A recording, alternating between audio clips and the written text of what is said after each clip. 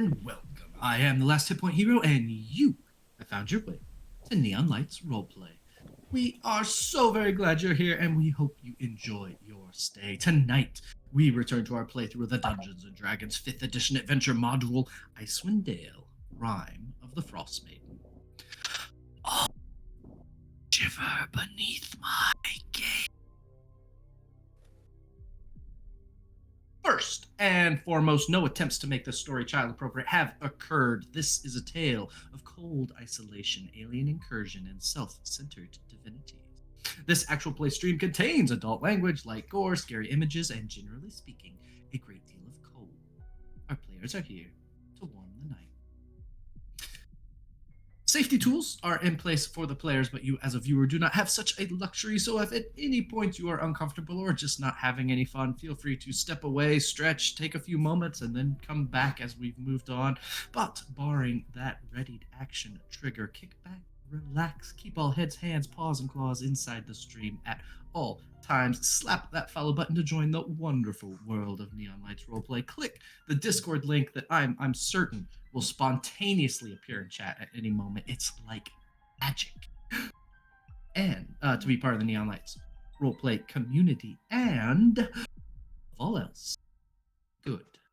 That's the rule. Be good. As for our players, we have been away for a little bit, so we are going to take a moment to go around the table, reintroduce ourselves and our characters. Question for the night.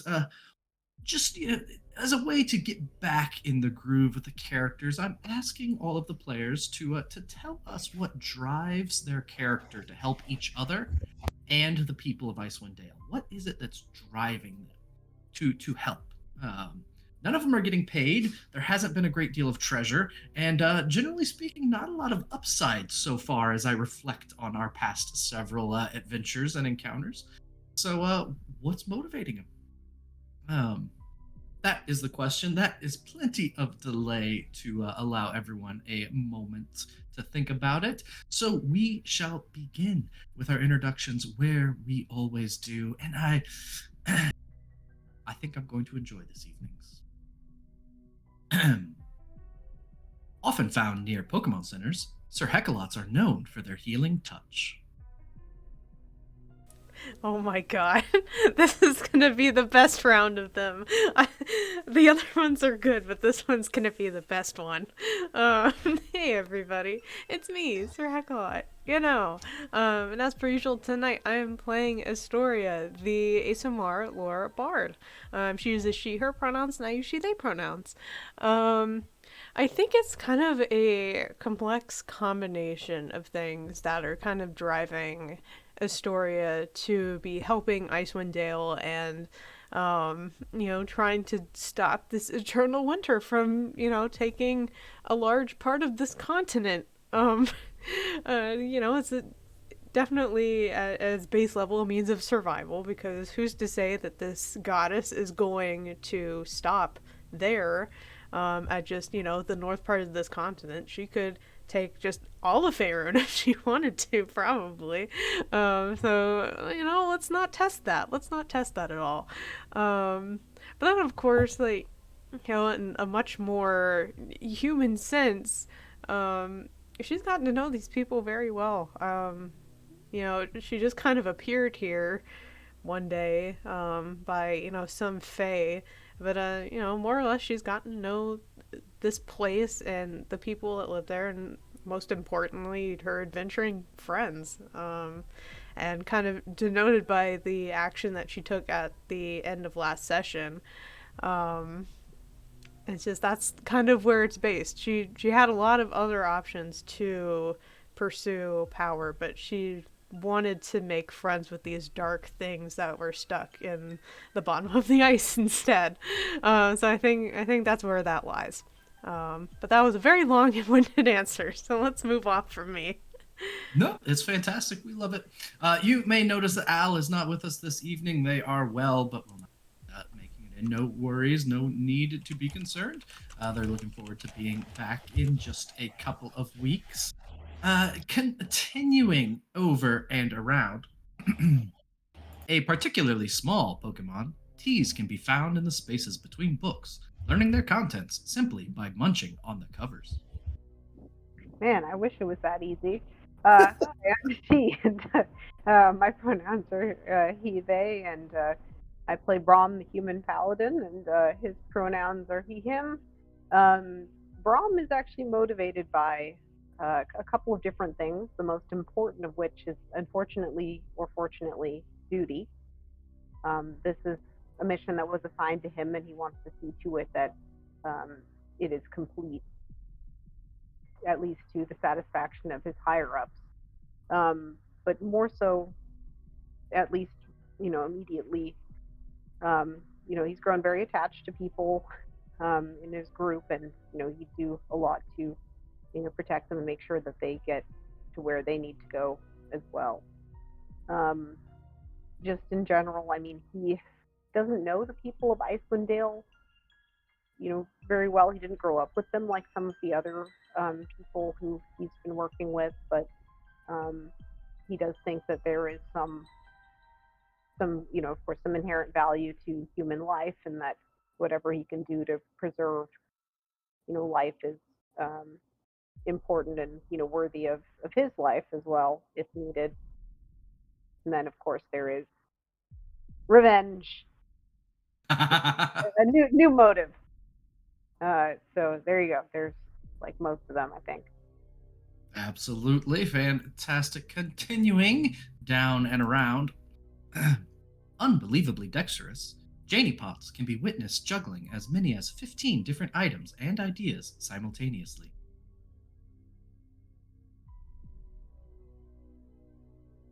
You're muted, Janie. That was on purpose. I said more like 25 ideas. Oh, Um, Jeannie, she, they, I play May. Um, wow, how do I always do this? May is, while she has a lot of at home that she wants to get back to, like a kingdom, and family and friends, well, not family, but friends that she is really fond of. She really misses them, but she wants to see this through because this Frost Queen Maiden cannot do this. This is wrong. She wishes she knew about it sooner so that she could have stopped it right away. But she's ready. She doesn't like what's going on. She doesn't like people getting frozen. She got interrupted from a beach vacation because people were still getting frozen. Just don't freeze entire lands and put them in eternal night. yeah. I mean, common courtesy, really. Yeah, and stop like freezing our friends so they, break it apart in pieces. That's I just know. wrong. And stop trying to, get people to do what you want by sending them to your own, I don't know what you would call it, like realm or whatever. It's she's doing too much. Exactly. Exactly. There's a line of decency that the Yeah, evil goddess has crossed. yeah, exactly. And last but not least, the brighter the sparkle in a Squiggles' eye, the closer they are to unleashing their most powerful attack. I like that. I'm not saying that was my favorite one, but it was my favorite one. Okay. Hey, I'm Squiggles. My pronouns are he, him.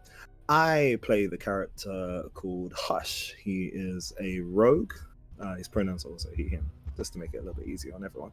And he's a lovable rogue. I think the reason why he is so invested in helping the people of Icewind Dale is actually he isn't at all. He's out to help one person, and that was his sister. I think he was very much just doing his thing. It was cold and stuff, and it's like, okay, well, we'll just deal with that. But knowing his sister was out there braving the elements, I think he was much more concerned about her safety than everyone else is. Maybe that will change over time now that he's with some new people and is interacting and having a good time, as well as being a hero. Vengeance, revenge as well, I guess. I don't know. Just stuff. It's great to be here. Thanks for having me. Yeah, sounds like it's great. Hush has been the most recent addition, and yet still finding the footing as far as everything else. But yeah, we're I think in a good spot. That is all of us. I am the last hit point hero. You can call me HB. I use the he/him pronouns, and I will be usually whatever the party is hitting. So yeah, we'll go. We're in a bit of a dungeon crawl and have been for a while. So that's my role for the time being, and I am happy to fill it. But speaking of what has happened, we are going to do a little bit of a special flashback this evening. Squiggles missed last session, and there was a little bit of an interesting development, and so we are going to shift perspective from over the shoulders of the whole group to over the shoulders of the halfling rogue alone. So Hush, you remember walking into the room with the wraith, but during this entire combat, you were distracted. Thinking of your sister, thinking of this task that she has given you to find this bowl. And one question gnaws at you. It is wondering what it is that she is planning on doing with that bowl. Even what is that bowl? Why is it so important? And that has put this kind of faraway look in your eye. After defeating the Wraith and finding the remains of the wizards that he had defeated, watching Brahm go through the funeral rites helped loosen your distraction a little bit. Helped you refocus a touch on what was going on, but it's only out of the corner of your eye that you saw Mirth and Astoria messing with another skeleton. One that had a robe in perfect condition, a beautiful staff, clutching a stack of books. There was a bit of a crash, and you remember hearing out of the really what made you turn from what Brahm was doing was the, should we get Brahm or not? No, just, he's busy. Give Brahm a little bit of a break. That's what broke you from your reverie and focus as Brahm was consecrating the remains of these of the skeletons that were creating these creatures. You turn to look, and you see Astoria, the mote of light in her hand.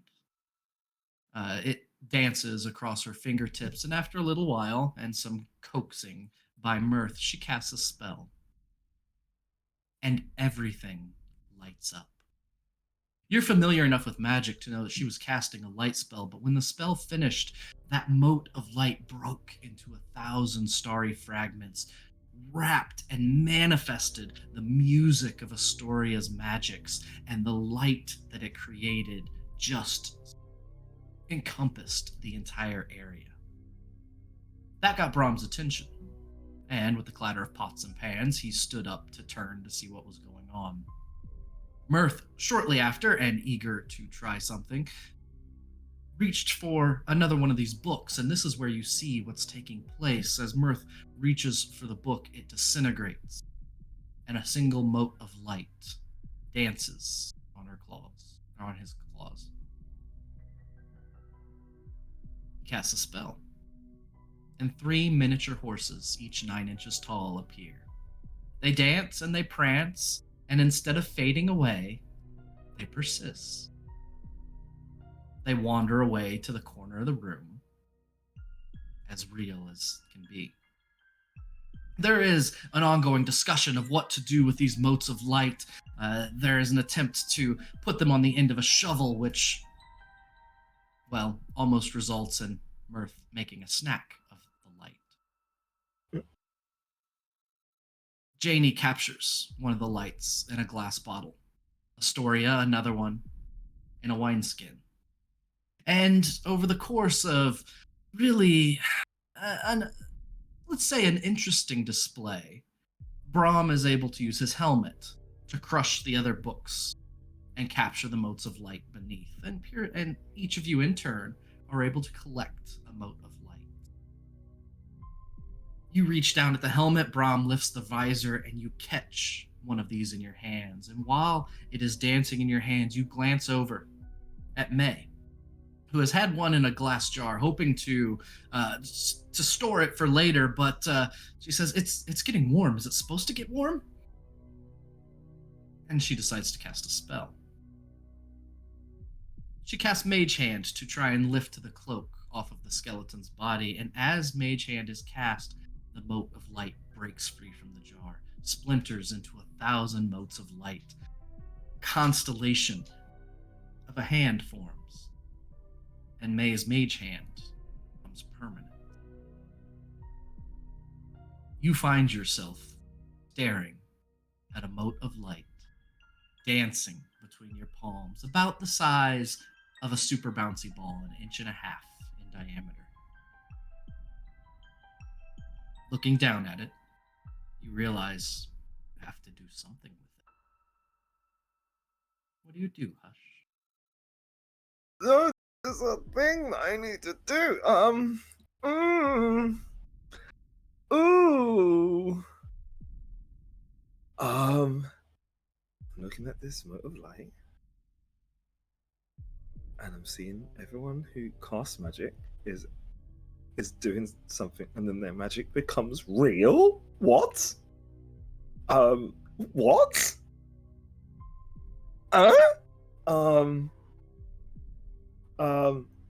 Sorry, I don't want to spend too long on it either. I'm thinking. Don't know what to do. What would I do? What would I do? I've got a mote of light that can. As the light bounces between your hands, it starts to tickle. This tickles. Ooh. I want to see if I can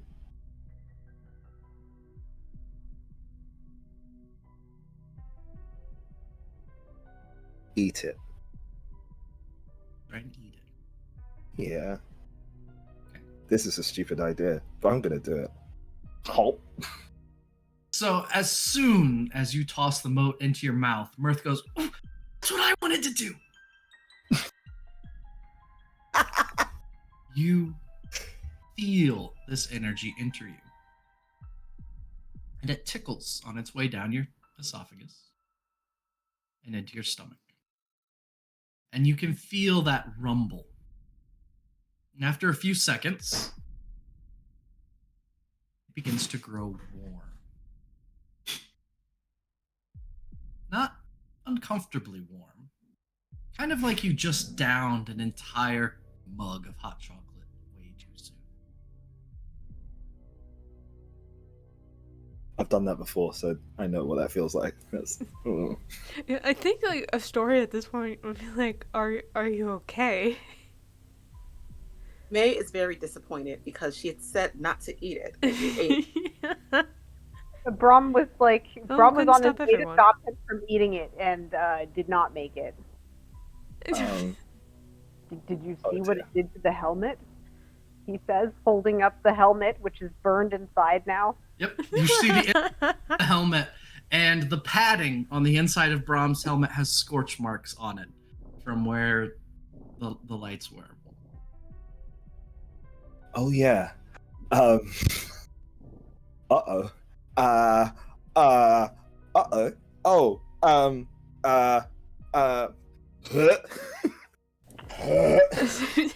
Okay, that's the last thing we should do is panic. I think we should think about this. Why didn't you listen to me? Now's not the time. We know it doesn't take super long for it to heat up. Hush is like a cat, like looking for somewhere to throw up. Oh my god. Not to do it. Oh my god. Help. It shifts from warm to hot. Help. Okay, Help. hush. You have to Think about how you want to use it. You saw the rest of us use it. I don't use magic.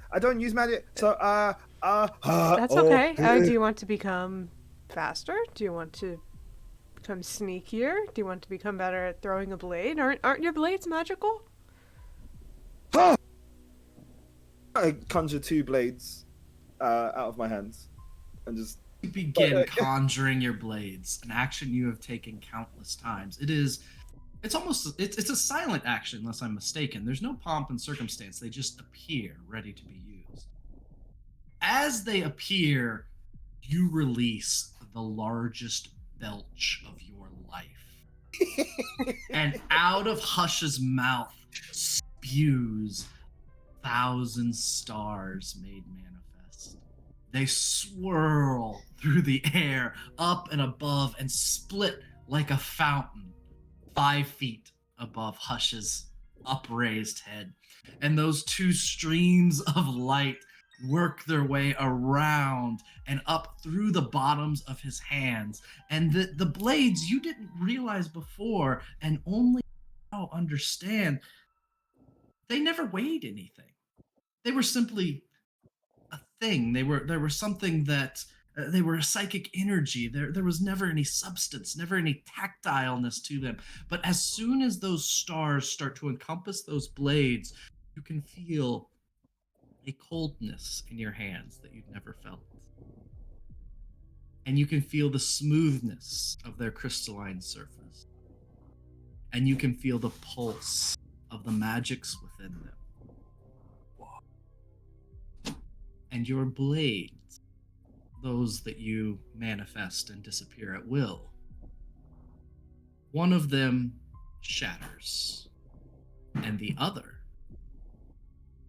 becomes real. Ooh. I throw it in the air and catch it. I catch it in the other hand. Oh!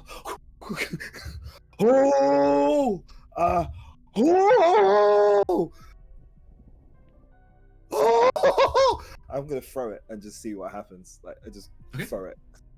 You throw it, and it behaves exactly like your psychic blades do. Wow. So what we are going to do with them is this essentially gives you one more use of any of your powers. Yeah. And if you would like, you can give this blade to someone else to use. Oh, that's really cool. That's really, really, really cool. Can they use? They will be able to use one of those powers, but here's the thing. Okay. If anyone but you uses it, it will shatter after its use. Okay. Cool. You're not sure how you know that, but you do know that. Just can I make it dissipate as well? Can I make it disappear? No. No, it's real. It's just a real. It's real. You try and make it disappear the way you always do, and it doesn't go away. So you kind of let go, and it just drops to the ice at your feet. Oh. This is really cool. I'm gonna try and put it in. I don't think I have a leather pack. Wait. Yeah. So at this point, you realize you don't even own a sheath. I was like, this. Like put it underneath my arm, like hold it there for a second. No, that's not going to be good. Can I put it behind my? Maybe I can hold it, like sort of. Rom is going to offer a suggestion. He's going to reach to his pack, take out a piece of leather, and a what's the word? A piece of sinew, and make like a makeshift wrap for it, and then sticks it in Hush's belt. Hey, you're awesome, because this is amazing. Yeah, and hang on, let me just put it in. Oh, I'm gonna tie it a little bit tight. Yeah, and look, I can move, and it doesn't fall out, and this is cool. Hey, look at me. And in the next couple of minutes, Brahm casts Shield of Faith, allowing you to use that as a reaction once a day. And Astoria steps up to the broken wall and casts Friends. As she does, the moat bursts into 1,000 points of light and fuses the ice beneath, capturing the attention of the spirits swirling below, and they break through the ice. And when they do, you see people you do not recognize. People that have perhaps been trapped here for ages, for years, for decades. until finally you start to see people you do recognize. Well, actually, I take it back. Hush doesn't recognize a single one of them. But you can see from the reactions of your allies that there are people they know, spirits that they know, that are being released from this Oh. ice.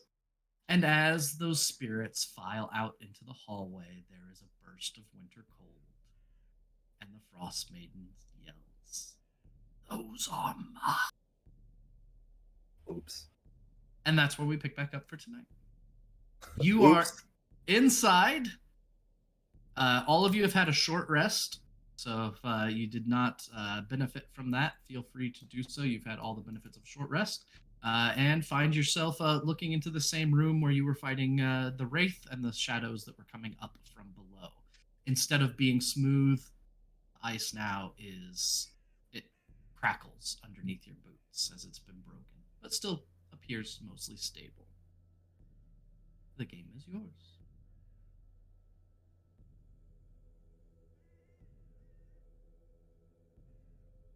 Sorry, I'm still reeling over the idea that I've got a real blade. That's so cool. That is very cool. All right. Uh, Good. Let's explore the rest of the cave. You all have control of your tokens. Feel free to start moving. All right. Try not to get too far away from each other, so I can let you know where you've been and where you're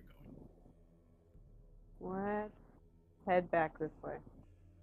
Because I think we're in a dead end right now, correct?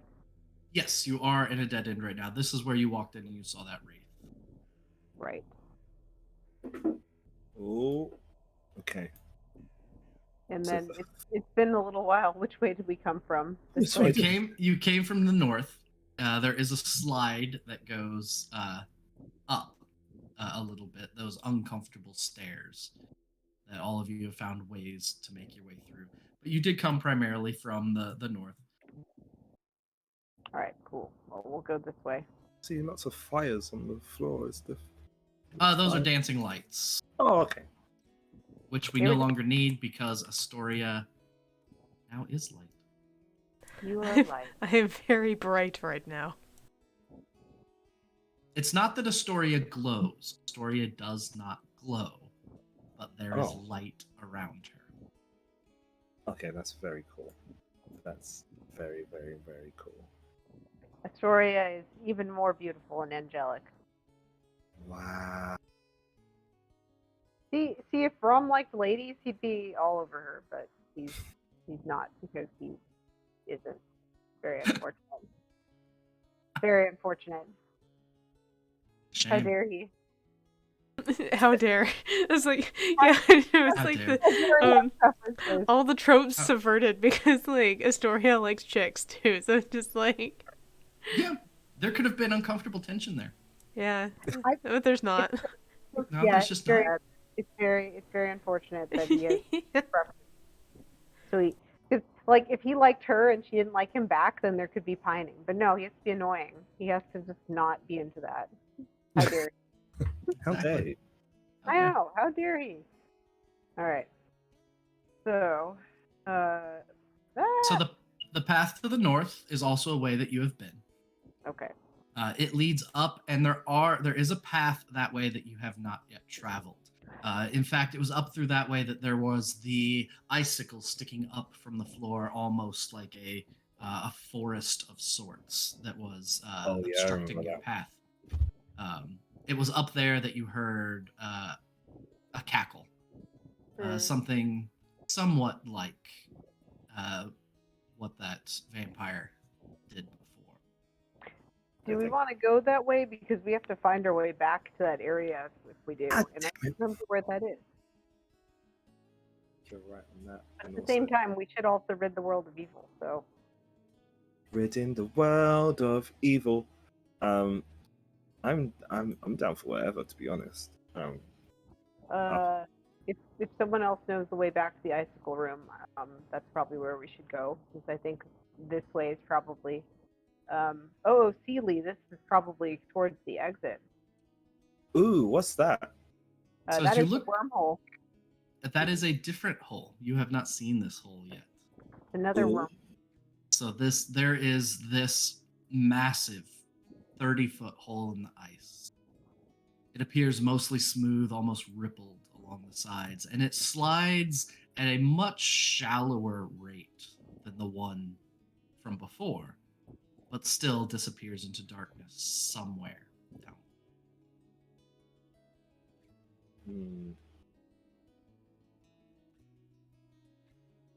So yeah, what do you think, guys? Let's vote. All in favor of stabbing more gnolls, raise your hand. I mean, I don't know about stabbing, but Singing at whatever other I can do. Yes. All right. All in favor of GTFOing towards the exit.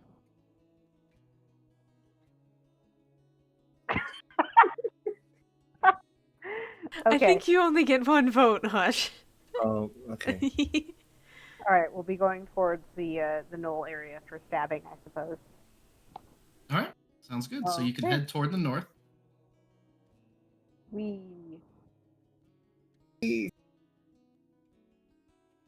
was fun. So that room, Brom, I'm going to stop you before you go in there. Storia Okay. also. For a couple of reasons. One, I have to populate something in secret. No. No one can see. You don't have No. What if you didn't? right? And then two, so you make your way up one of these short stairwells that have worn away. It's mostly a slide than anything else.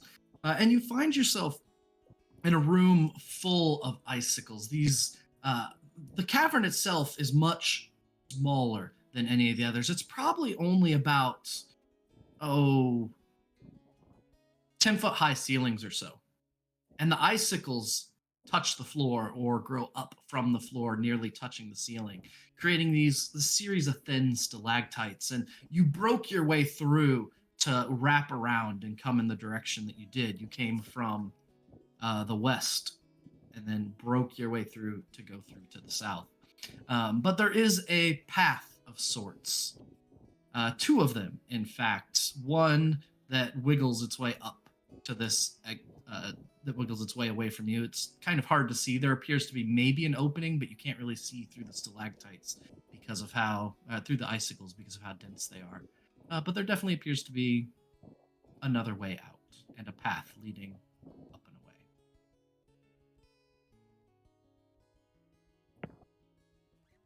And it is here where you do hear again, somewhere in the distance.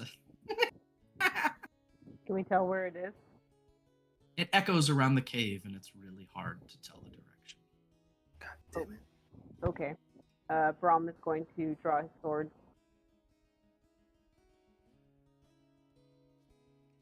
And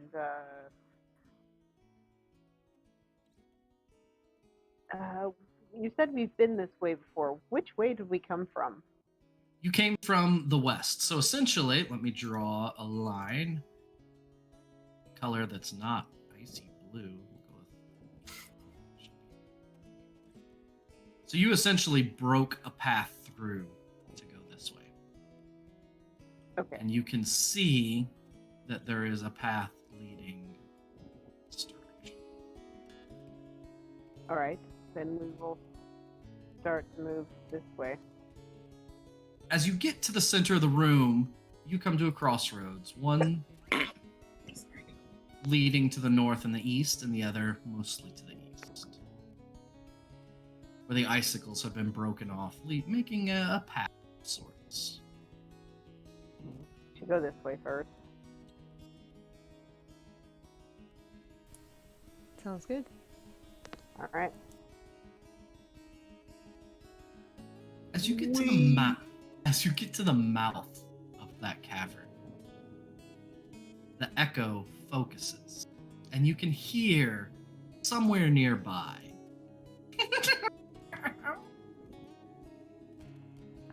Brom is going to cast Shield of Faith on himself.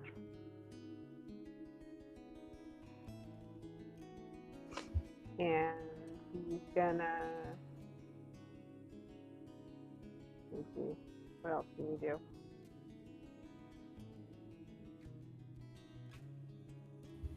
Be really annoying. Okay. forward into the space. You may character on the screen can see what you come to is an ice slide. Your vision is obscured because there's about a 20-foot drop through one of these stairwells that you have clambered through before. But standing there, you do very clearly hear voices. Is there any chance you speak Knoll, Brom? No, Brom doesn't speak Knoll. What do So you as- speak, Brom? As you stand there, you can hear quite clearly.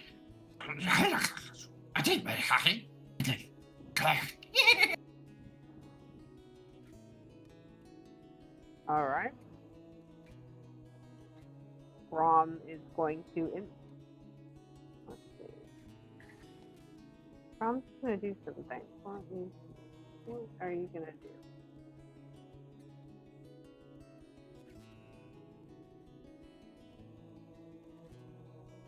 What is everyone else doing while Brom is investigating a bit? Hiding around the corner. So, I will say, if you want to get off of that path that I drew, you're going to have to squeeze between icicles. Do you want to do that, or do you want to stay on the path? No, I'm good where I am. Okay, so you're going to have to squeeze through some icicles to get there, and I'm going to need Okay. a dexterity check, an acrobatics check.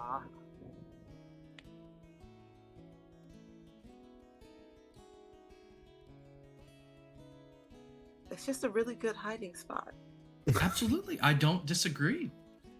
I would just like an acrobatics check to see how easily you get to that hiding spot. I don't want to do acrobatics. I only Well, have you don't have to go to the spot if you don't want to.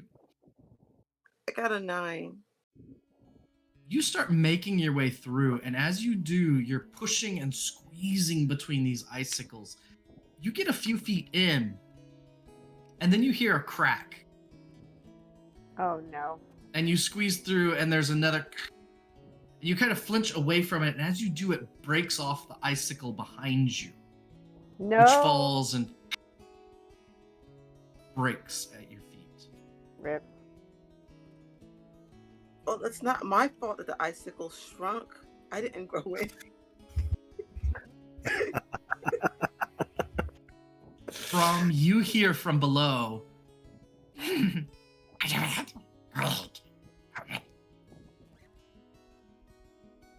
Sorry.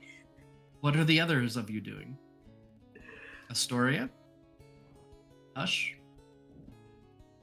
Well, do all of us hear the gnolls cackling, So- or was it just Brom? Hush can hear that they're coming from this direction. Astoria, where you are, it echoes around the room. You can't really tell. Okay. But you do know that Brahm and Hush both went to the east. Yeah. And then you Oh. heard a break of an icicle as May worked her way into the icicles. Mm-hmm. Nice one, mate. Given that there's a little bit of a curve, and this goes in multiple directions, and she knows the way that the party members went, I think she's going to use the path to the best of her advantage, and just kind of like be around the corner of these on this pathway right here. Okay. Yep. Sounds good. Now, we are not entering combat, but I would like everyone to roll initiative here in just a moment. Just so that I can keep a few things. Sorry. Okay, JD. They died. We They fell! died. Ah! We took a dive. It was the ice. It was all of the icicles. They were getting their It's all revenge. It was the icicles. It's very slippery out there, you know? It is. It's so cold outside right now. Cold. Of course things are gonna fall over. Ooh, I got an 18, but I didn't click my token. Sorry. Oh, the token's just populated. Roll 20 did a weird thing. Okay, so how do? Oh, What? let me get that. 20 doing a weird thing. So I need to add mine, or Click on yourself and roll. and then it will go in there. And if Oh. so I'll change Hush's to the 25 that he got. Oh, thank you. Nope, perfectly fine.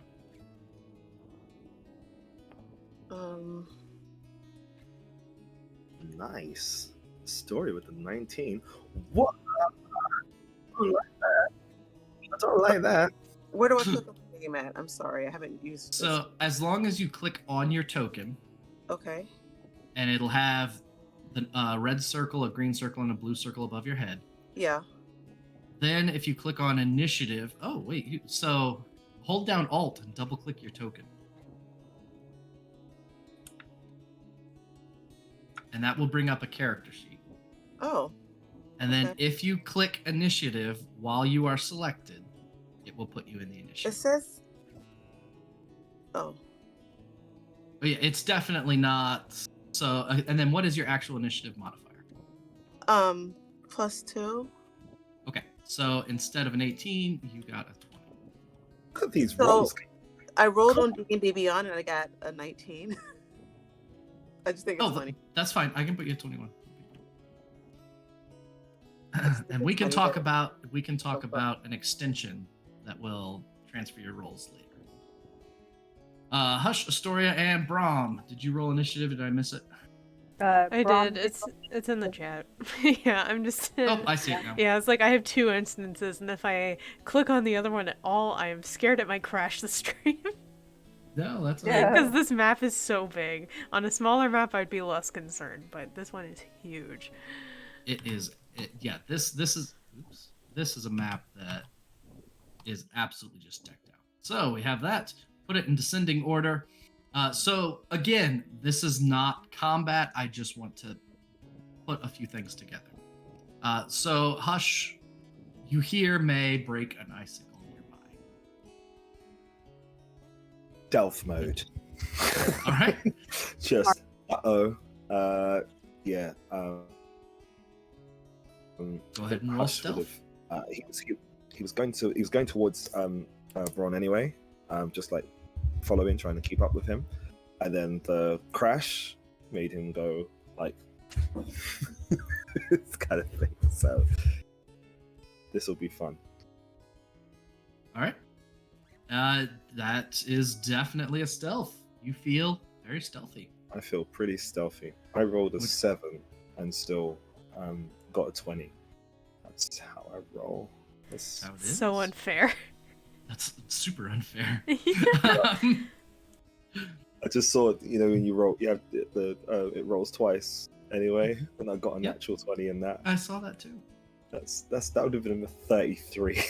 I know that would have been absurd. All right, so okay. Hush, you feel very quiet. You want to move anywhere? Yeah, I'm gonna move like right up, like next to Bron, basically. And, You get to Brahm, and you are looking down one of those stairwells that you've seen before, the ones that all of you know are incredibly slippery. I'm gonna try and what I would have done is hide. Okay. Yep. Like, and because I'm like halfling, naturally stealthy, can hide behind Bron, essentially, because he's Sure. bigger than me. So I'm gonna just hide behind Bron, see if I can see anything or anyone, Yep. but out of the way. You look down, and you don't see any. Really, your only actual visual is right at the bottom of the stairwell, and you don't see any. May, you have broken an icicle. What would you like to do? But I'm in my little hiding spot. You feel very hidden back there. Are there more icicles on the way if I have to get out? Like, You are surrounded by icicles, and you would have to squeeze your way back through, just as you did to get in. so I trap myself. Well, you can leave. It's difficult terrain, and if you don't want to break any, I'll need an acrobatics check. If you're okay with breaking them, you can just leave, and it's just difficult terrain. Well, I've already broken and I've made noise.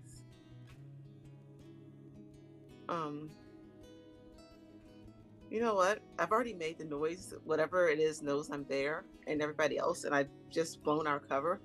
We all know you're there. You'll So I'm just gonna make some noise and get out of there. Okay, no problem. You can go ahead and take your full movement. And Hush, you are ducked down below Brahm, and you just start hearing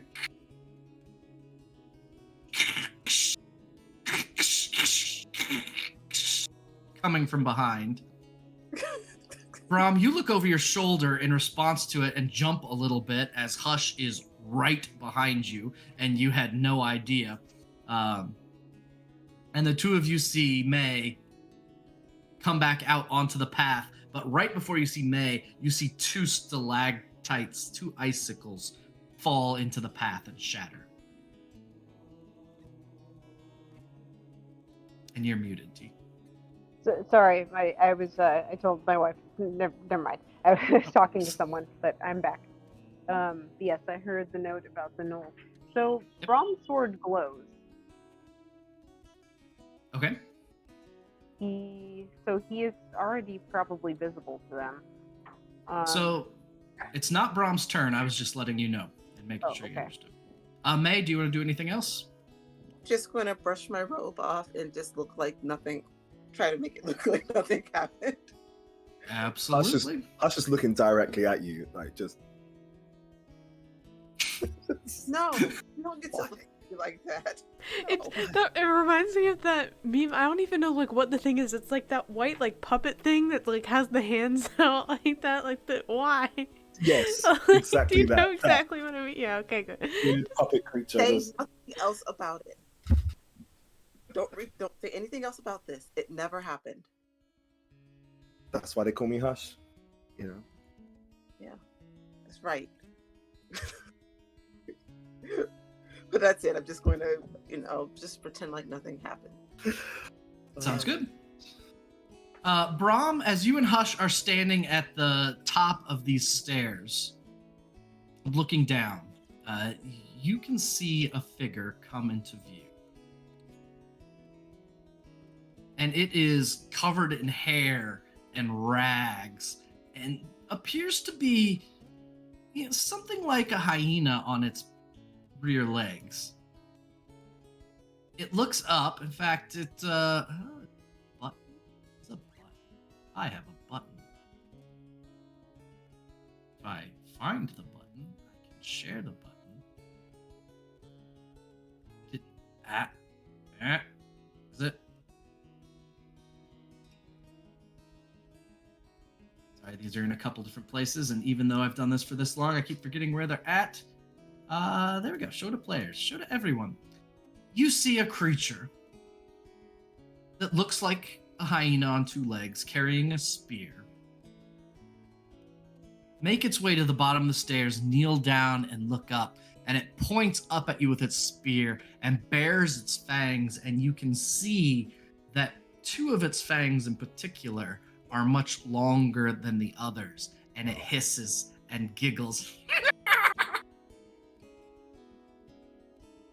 And it chucks that spear up toward Brahm.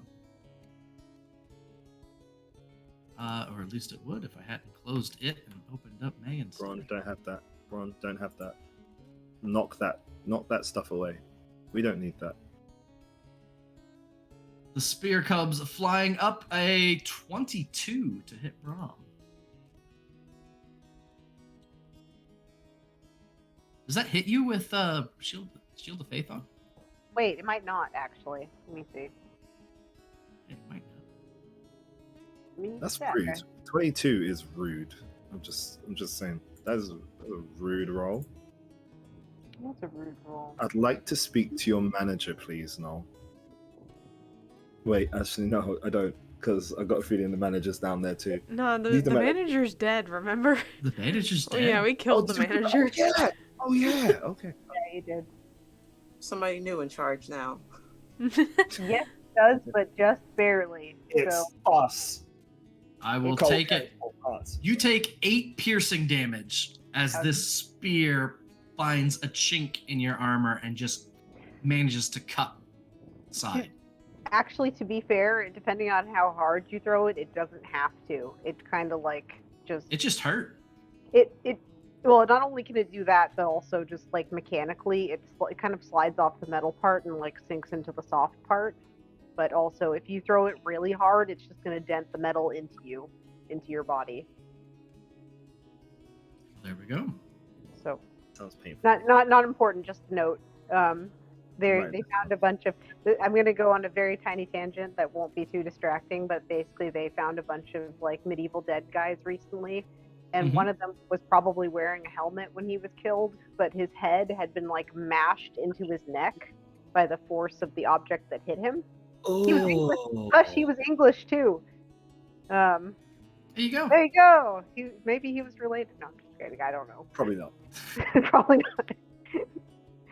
But yeah, he was English from like the 1200s. But yeah, anyways, There you go. you can totally die even if you're wearing a full set of armor. Your body can be just mashed into its parts. There you go. Yeah, Well, you're they just are wearing going a to- cage instead. You're wearing a yeah. They are attempting to do just that. The first spear goes up, hits you, and then it takes a second one from over its shoulder and takes it in both claws and seems to be readying itself at the bottom of the stairwell. As a second one comes up next to it and attempts the exact same thing. Throws a spear up the stairwell at you.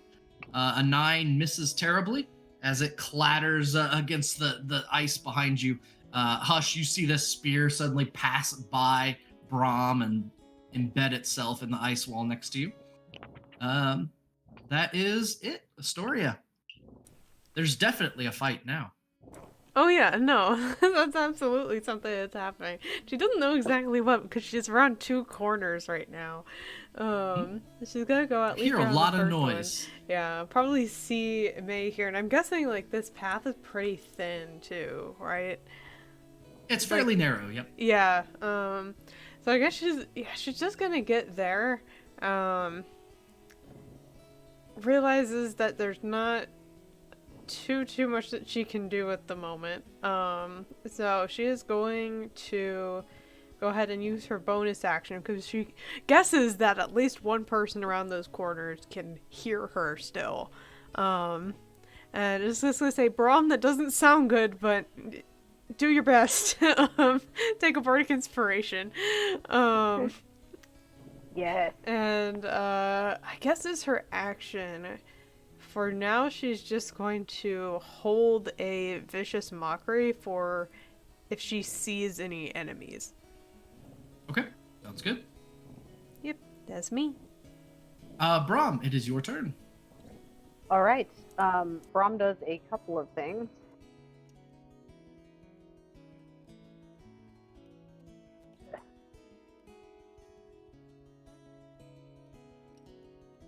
Sorry, I'm like, how many?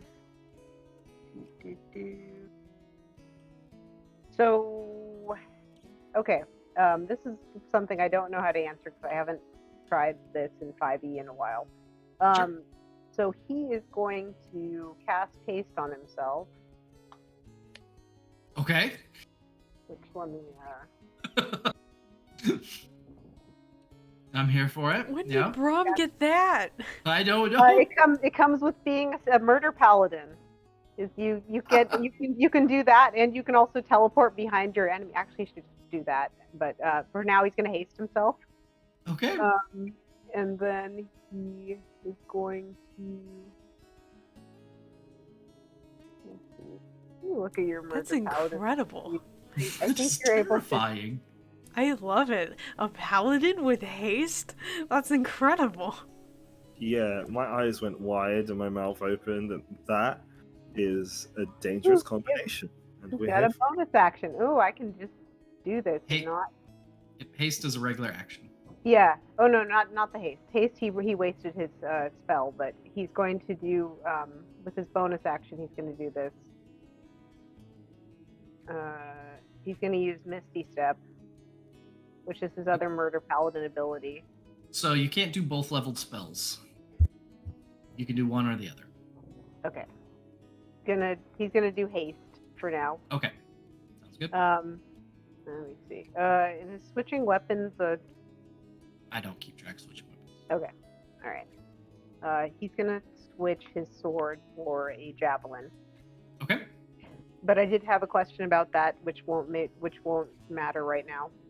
Mhm. If you have multiple attacks, can you throw multiple javelins, or are you only throwing one? You can throw multiple. That's perfectly fine. Okay.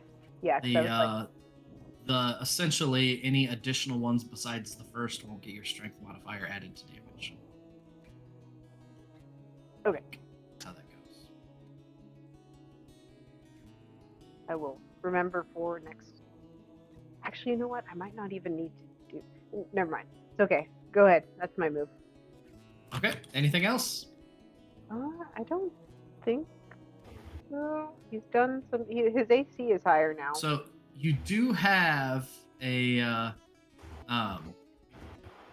extra action because of haste. Right.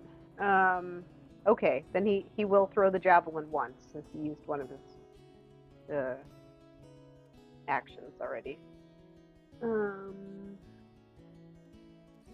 Javelin. Stab this guy. All right. So here is the ruling on throwing multiple items. Because of action economy, it does. Even though I say we don't track it, it's relevant for this. Pulling out a javelin and attacking with it is fine, but you can't pull out another weapon that same turn. So if you already have a javelin in your hand, you can throw a javelin, pull out another javelin, and throw a second javelin. Or if you have a javelin in each hand, you can throw a javelin, pull out a javelin, throw a javelin. That is Okay. the action economy of 5e.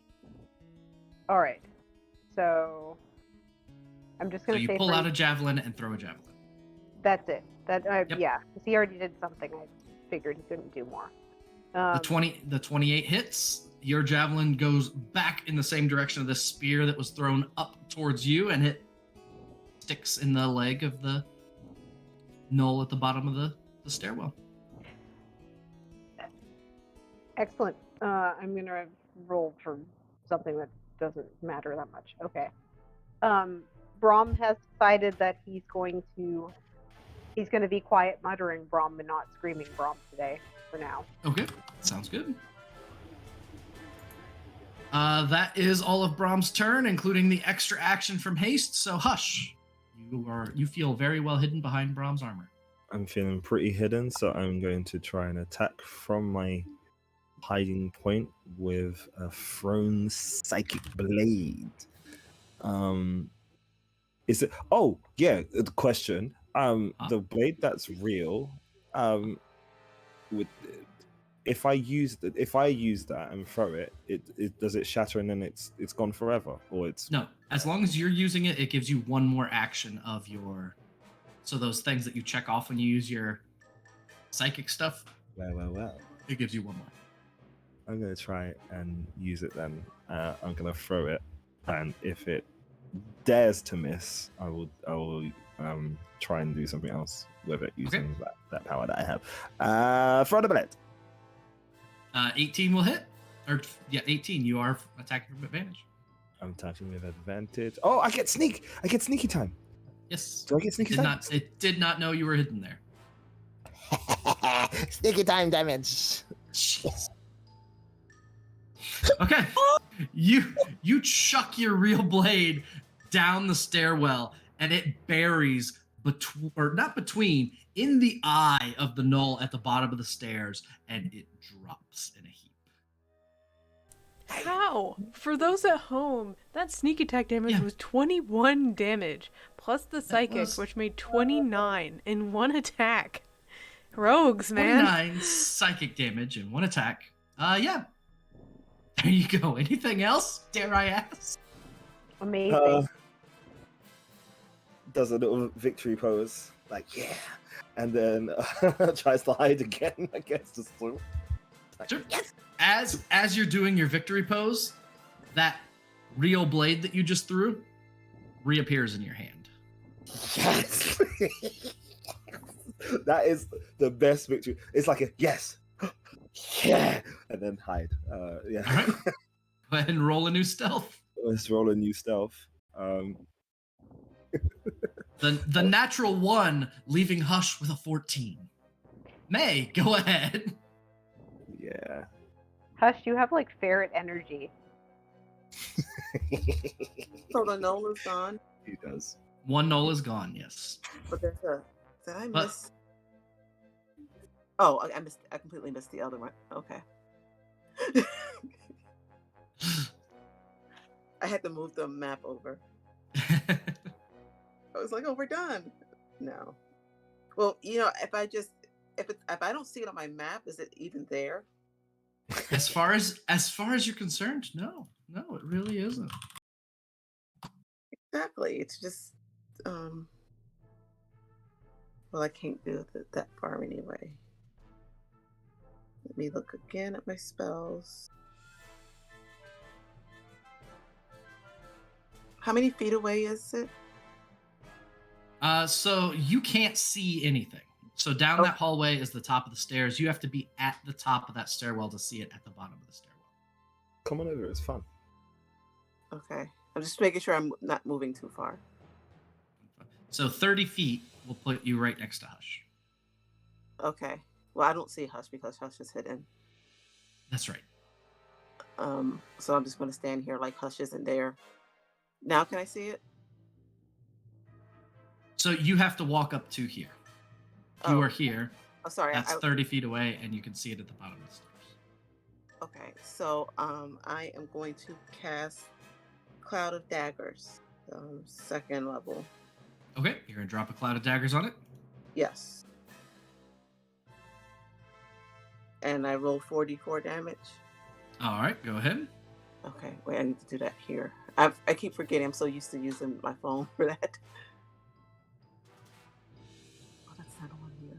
Okay. No, I have to roll it here. That was a very cool. I like that effect on Roll20. That was That was cool. a very cool effect. Yeah. Just both the faces that Yeah. Squiggles and I made, just like easily 13. entertained.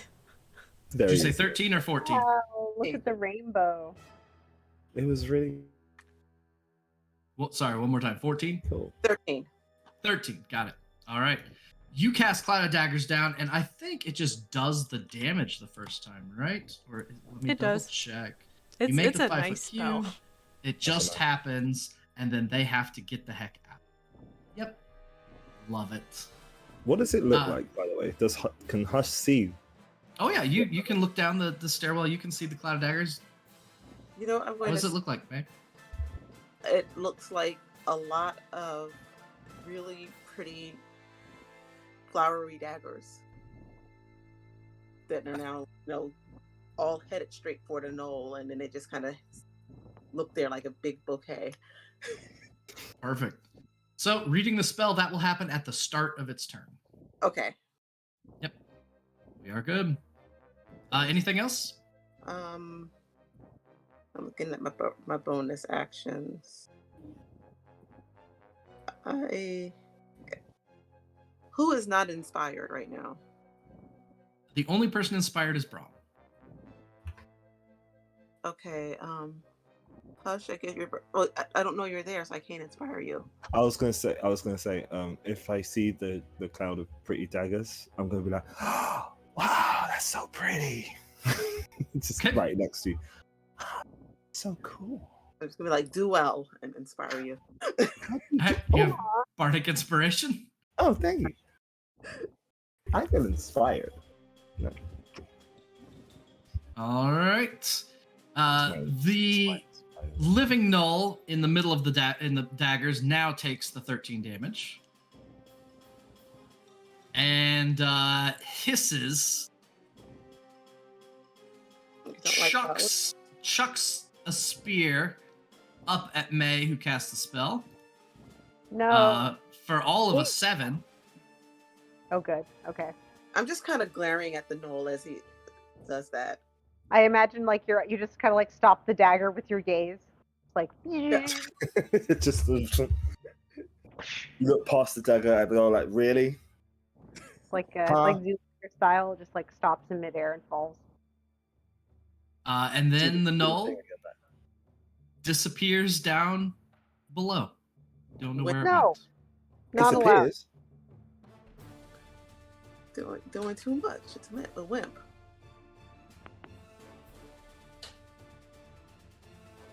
You know, I knew a Noah once that would not have backed out of that fight. I'm just saying. Astoria, as you are looking down the other way, you hear the crashing of icicles. You turn your head and you see not one,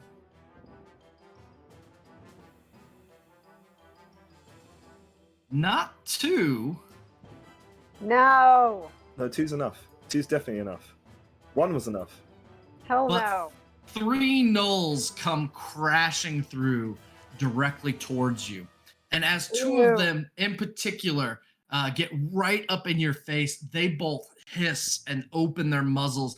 And there's this cackle as you see fangs dripping with something terrible. Gross. I don't like that. You're up, Astoria. Yeah, I think she wasn't expecting that at all, and like literally just like screams at them. I feel like that's pretty just and as she does so, her eyes will probably flash. Like, this is more like of just a response to what they did than her actively thinking to do this. But she is going to cast, like, as part of this, she's going to cast synaptic static. And I need intelligence saves from all of them. Absolutely. Intelligence saves across the board. Things that they are famous for. A 0, a 17, and a 4. Wait. Can I don't Can you hit remember. I can yourself? never remember how cutting words works. Hold on. Can within 60 feet makes an attack roll ability check. Or nope, I can't do for saving throws. Damn it. That's fine. One is gonna take half damage instead of full damage. But yeah, let me just cast this really fast. All right. So let's give you a circle. So that's 29 psychic damage for the ones that failed. And half as much for the one that succeeded. Wow. And then, yeah. That's an excessive amount. Uh-huh.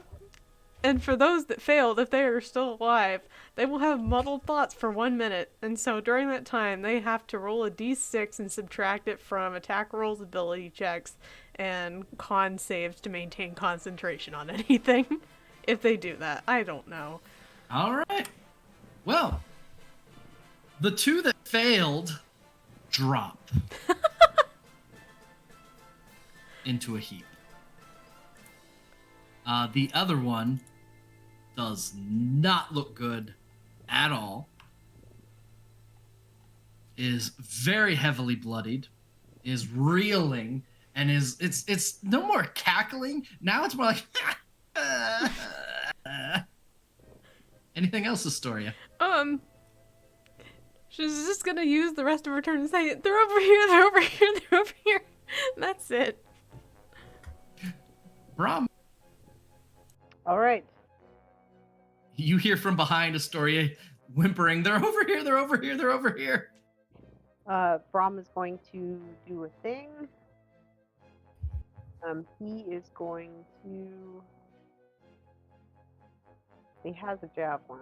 Let's see. Have to move one here. Gonna move here and throw a javelin at this guy. Okay, so because of the icicles, that's simply not an option. You can see right. the shapes in there, but you know that if you chuck a javelin, there's just no way it's going to make it. All right, let me try some. Wait, I can walk farther because I'm hasted. Yes, Thought about you that. have double speed. Great. Now I don't have to Misty Step. I can just move here. Astoria, Brahm simply appears, almost vibrating with energy. You hear the typical pots and pans rattle Brahm makes is at a much higher tempo. Instead of the it's He was like running, What, like but a not running. transformer? That's Yes. what it sounded like. He's transformering. Bromtimus Prime. Oh God, don't kill me like this. The one thing he will do is he's gonna switch his javelin for his sword to stab this thing. All right, you can switch on your way in. You just shatter a couple icicles in between, and feel free to attack. And I get 1 attack or 2 attacks if I'm hasted. You get an extra action. So if you get, you normally get 2 attacks, so you get 4 attacks. Cool. All right. 28 hits, 27 hits. Would you like to keep going? Haste me next. Haste me next. I want to be hasted. That sounds fun. I will keep pressing this button. Oh my God, you'd be so frightening. Can you imagine how fast he'd be? 25 hits, and then the natural 1 misses. But it doesn't matter, because at that point, your greatsword is hacking a swath through these narrow icicles, shattering them, sending ice everywhere, and this null just falls under your blade. Brom looks at the empty space and says, "Is there anyone else?" With his arms out.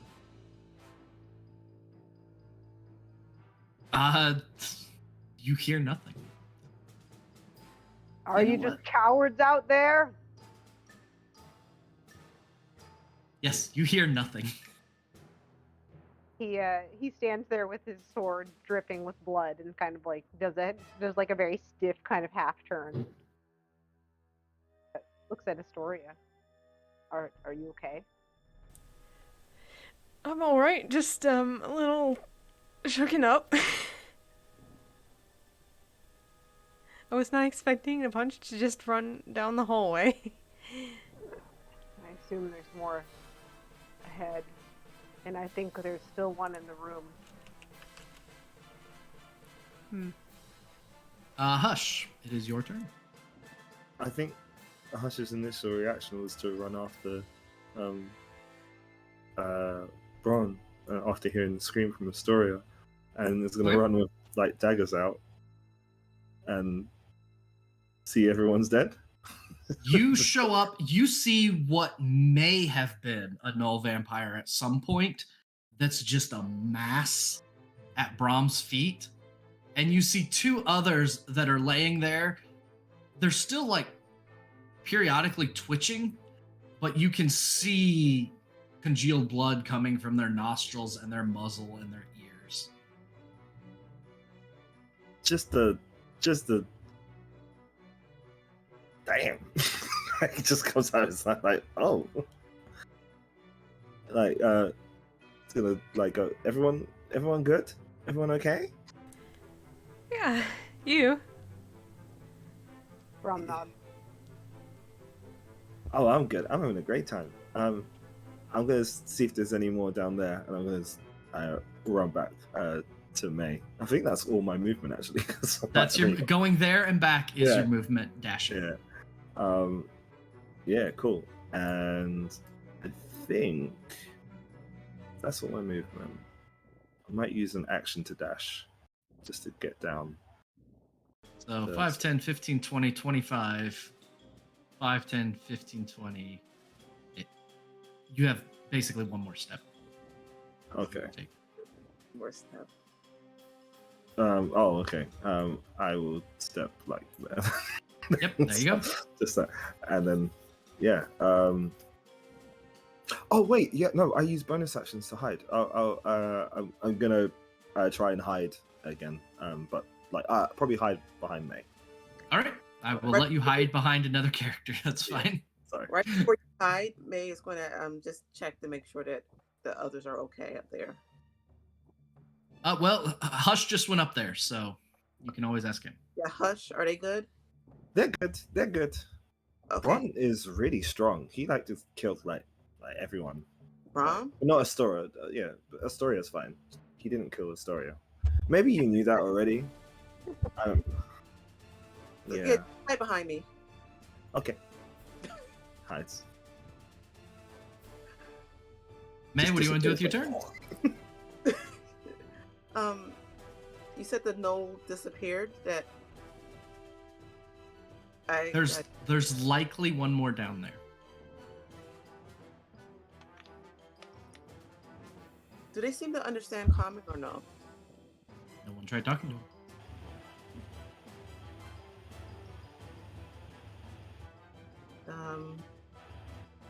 Oops.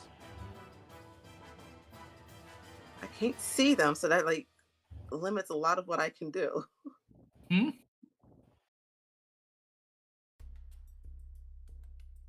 Um, y'all, I can't see what's happening. Um, are there any icicles around me? All the icicles would be behind you and to the like along that red line that I drew. So they're in that room where Astoria is. Am I allowed to use my mage hand to knock over some icicles? Yeah, I'm fine with that. You I can find want to. some fragile enough that your mage hand will knock them over. I want to knock over some icicles. I'm gonna say, "Ouch! Ouch! I hurt my ankle. Oh no!" Okay. So your tangible mage hand walks over on its fingers like thing, crawls up one of those icicles and tries to and breaks off part of it, and it shatters, and then it twists around on top of it and puts a thumbs up your way Aw. after it breaks one off. Go ahead and roll a deception check for me. Okay, I hope this goes well. Oh, oops. This is me in stealth mode, by the way, in case anyone was wondering. I was like, wait a minute. And then I realized what you were doing. Love that. So you said deception? Yes. Skills. Oh. 23. 23. Okay. Let's do it this way. You hear a giggle from down below.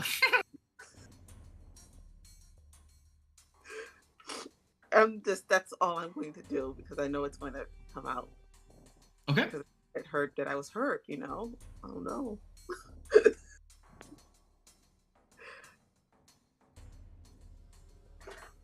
Astoria, it's your turn. Okay, I guess I'm just gonna actually go down this hallway for the first time instead of getting surprised by 3 gnolls. Yeah, I'm just gonna go like my friend and I guess I can just get up here with everybody else. Mm-hmm. All right. What's going sounds on? I hurt my ankle. Oh no. Oh. Please. Looking down at it, probably noticing that it's not hurt. I was just like, I think Astoria catches on. Like, oh dear, we're gonna have to like really walk you the other way very slowly. I don't think we'd be able to get away from anyone chasing us. And that's gonna be my turn. Okay, Brahm, what are you up to? Brahm has now been left alone up there, so he's going to figure out how much space he has to move here. 1, 2. I think what Brahm's going to do is he's going to move all the way through here and go down the ice slide and wonder if he can bowl a knoll. Okay. So as you get to, so what I need is an dexterity saving throw. Actually, you're doing it on purpose. You can, if you would like, make an acrobatics check instead. All right. I think he gets +2 because he's good. No, I don't remember. Let me look. I don't think so. I think you do get a +2 because on yes, acrobatics. I do. I get an advantage. Advantage on dexterity saving throws. So as written, you do not, but I'm going to give you advantage. All right, cool. Gonna try it. Okay, give me an acrobatics check with advantage, which is actually a disadvantage because of your heavy armor, right? Oh yeah. So 15 is what you get. All right. You go heading toward this ice slide. You know that these stairs are slick. You know that you are going to crash, and you embrace it. You hit these half frozen over, mostly smooth stairs and slide down in just the coolest pose ever. And the most important thing is you slide past the cloud of daggers that is at the bottom of this, left by May, and find your way into an empty room. All right. It's very impressive. They are beautiful daggers, though, just so you know. Confirmed. You All look right. around, and what you can see in the room, and it's illuminated in this ethereal light that you know is coming from Astoria. You take a look around, and you can see that there are 5 divots in the ice that are similar to what you found where you found that other vampire that escaped to. Almost like carved tombs of a sort. All right, vampires. Time to consecrate you. I don't think you can get over there in this turn, though. That is... So because your speed is doubled, 5, 10, 15, 20, 25, 30, 35, 40... You still have 30 feet of or 60 feet of movement if you want to Oh. dash. All right, he's gonna dash. Where is he going? I don't know. You tell me. Where are the graves? All around the room. Oh. So, I mean, just in different... Along the wall, there are what appear to be those shallow graves that these particular gnoll vampires seem to drawn to. Cool. He's gonna go to the nearest one. I guess it's like over here. Sure. It's empty. There's nothing manifesting in it, and you're starting to wonder maybe these weren't full vampires, but just vampire spawn. Oh, that would make if sense. And if that's the case, then they would simply be Dead. destroyed.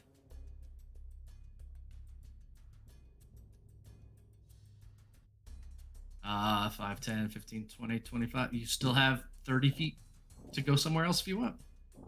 Cool. Paladin, double speed is terrifying. I like it. Well, he's gonna stand here and Okay. prepare himself for an attack with his greatsword. Okay, sounds good. He's sure it's coming. Hush! What Hush. happened? You turned into a meme. You're like half visible. Okay, now you've appeared. Now you've disappeared again. Hush, you're up. Hush Hush has turned is- into Tree Wolf Mountain. Hush is in stealth mode. Can't really see. Ah, It's like shoo, shoo, shoo, typing. shoo, shoo, shoo, shoo, shoo. I think Hush is definitely having a great time. He's gonna try and follow Bron, but obviously can't follow as quickly because this is a speedy paladin. But he's gonna make it down the steps at the very least. I think that'll get him. That's his movement, right? Is that his movement? So, heading down the stairs deliberately, you can make an acrobatics check. Oh yes, please. Yep, go ahead and make it. 21 is more than enough. You're able to slide down, keep your footing, and avoid the cloud of daggers at the bottom. Hell yeah. 5, Doing 10, it. 15, 20. That's basically 20 feet of your movement. 20 feet of my movement. Yeah, I'm just scanning the perimeter. Still thinking I'm in stealth. I don't know if I've been seen or not, but just looking around, seeing if I can perceive if there's Okay. another one of these things, and almost readying a dagger throw. All right, so if you're looking for one in the room, go ahead and roll a perception check. Okay. Rolling for perception. Is that perception? That is perception. That's high. Wow. 25. You take a quick glance around, and you are confident that there's nothing else in this room except a very ready to swing sword, almost twitchy Brahm. Okay. Gonna continue my stealthiness and just Am I able to ready a throw of the dagger, or have I used all my actions technically? So I do skill checks like that as a bonus action, so I'm Okay. fine with you using an action to ready a dagger toss. Cool. I'm ready in my dagger toss. Ready to go. All right, I don't know. I see one. Yeah. May, what do you like to do? I'm going to head very slowly and carefully down the stairs. Okay. Go ahead and give me an acrobatics check. There's no rail I can hold on to. There is no rail you can hold on to. I can't believe that. I need to talk to the OSHA person. Mm-hmm. I'd like to speak to the manager of this dungeon. Yes. Who put this together? You know? Yeah, Often I'm sure the Frostmaiden was keeping OSHA regulations into consideration for this. Yeah, no doubt. I don't like the roll that I got. So there is a +2 available to you That's from not gonna chat. Okay. Well, Unless what do you DC got? is really low. We'll have to find out. I got a 6. You got a 6. You start working your way down the stairs, and you are trying to be careful, but you put a foot down, and it just whoop, you lose it. Slide down the stairs and go sliding towards your own cloud of daggers. Because it's yours, and because dropping a spell is a free action, I'd like to ask, as you go sliding towards your cloud of daggers, would you like to drop the spell, or do you want to leave it up as a nice cushion when you arrive? I would like to drop the spell. Okay. You drop the cloud of daggers just as you slide through it and slide past Hush, who is ducked down at the bottom of the stairs, spinning on your butt as you go out into the middle of the room. Well, I told Hush to hide behind me, so that's about right. Yeah, makes sense. Makes The sense. shock of it takes up all of your turn. That's And not then with fair. that, we are going to fall out of any combat.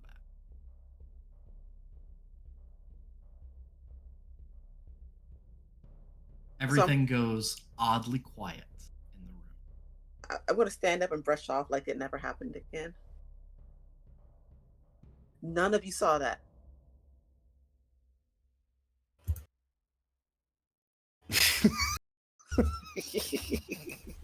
Well, I can probably truthfully say that I didn't.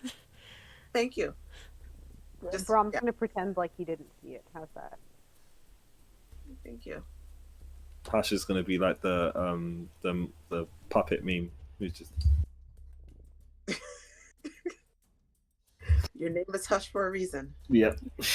In stealth. So the inn has the slight stench of death to it and feels very much like a tomb.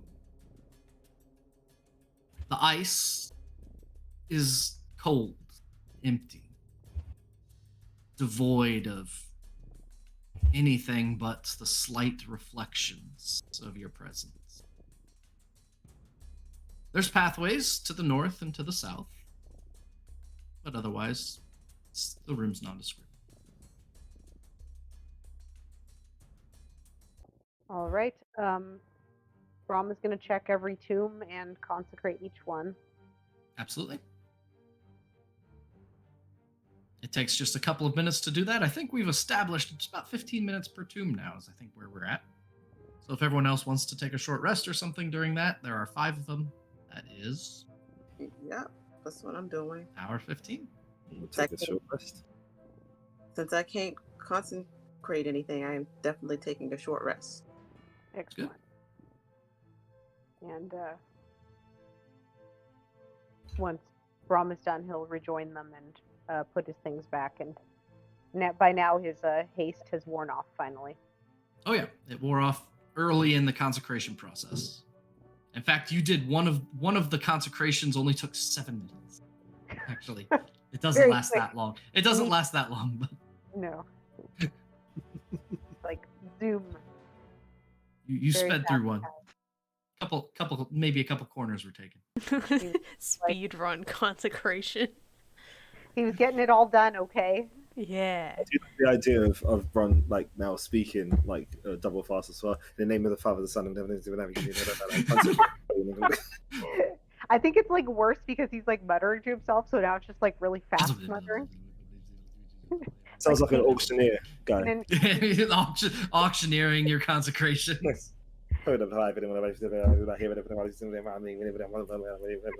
Oh man. Killing me, man. All right. You feel that Okay. your duty's been accomplished, and that these vampiric gnolls are no longer a concern. Well, at least 4 of them. 4 of them. All right. There's one hiding. One sneaky boy or girl. I don't know. So we should probably explore the rest of this area while we're down here. Have we been down here? Is this new? You have not been anywhere connected to this room except the slide you came down. Okay. If I were something trying to run, I'd probably go for the closest exit, which would either be up this way or potentially down the other way. Let's go this way because there's no ice slide. Fair enough. We. All right. It's through, walking through nice and gently, making sure there isn't anything slippy slidey. You pass through another twisted hall within this glacier, within this vault. And as you enter this particular room, the ceilings are 20 to 30 feet high, vaults much higher than the lower ones from before. And to the northwest, there is a deep shadow beneath the ice. Something large. It appears to be 40 or 50 feet in length. Jeez. This dark shadow. No. No, thank you. But hush is hush, so he's gonna be like, wow. What is that? Now, what did we say about going near deep shadows? Yeah. So, oh, have we said that? Did we say that before? I don't know. Well, It's there hard- was the large crater the last time. Oh, yeah. Yeah. Hush, just hide behind me. Stay safe, please. Okay. Just zoom. Zoom. Zoom. Zoom. Zoom. Oh, why can't I move my cat? I want to move my cat. Let me move. Oh, it's because I'm the thing on You top. don't want to hide behind me, do you? I'm trying. Yeah, I want to. I do. Hide in. He's behind. Just, but also incredibly curious. Like, hey mate, why don't you just go over here real quick so you can see the thing underneath the ice? Maybe. No. Okay. Let's go look. Where is it? Over here? I am filling it in. Oh, that's Okay. that's big. I move closer, just for you, and not because I'm curious too. We need a knowledge check to figure out what it is. As you get closer, the shadow is not as difficult to discern. And when you get right up against it and look at the ice closely, you can see there are some intermittent scratch marks, almost as though something was trying to dig down. And beneath is an entire frost giant, Ew. frozen in the ice. Oh. I think Hush is gonna step like close and is just like You can see that its flesh appears desiccated and wrinkled. One leg is definitely at an angle it shouldn't be, and there is a depression on one side of the chest as well. Huh. It's just laying on its back beneath you. looks up at Bron and says, "How do you think he got to be this way?"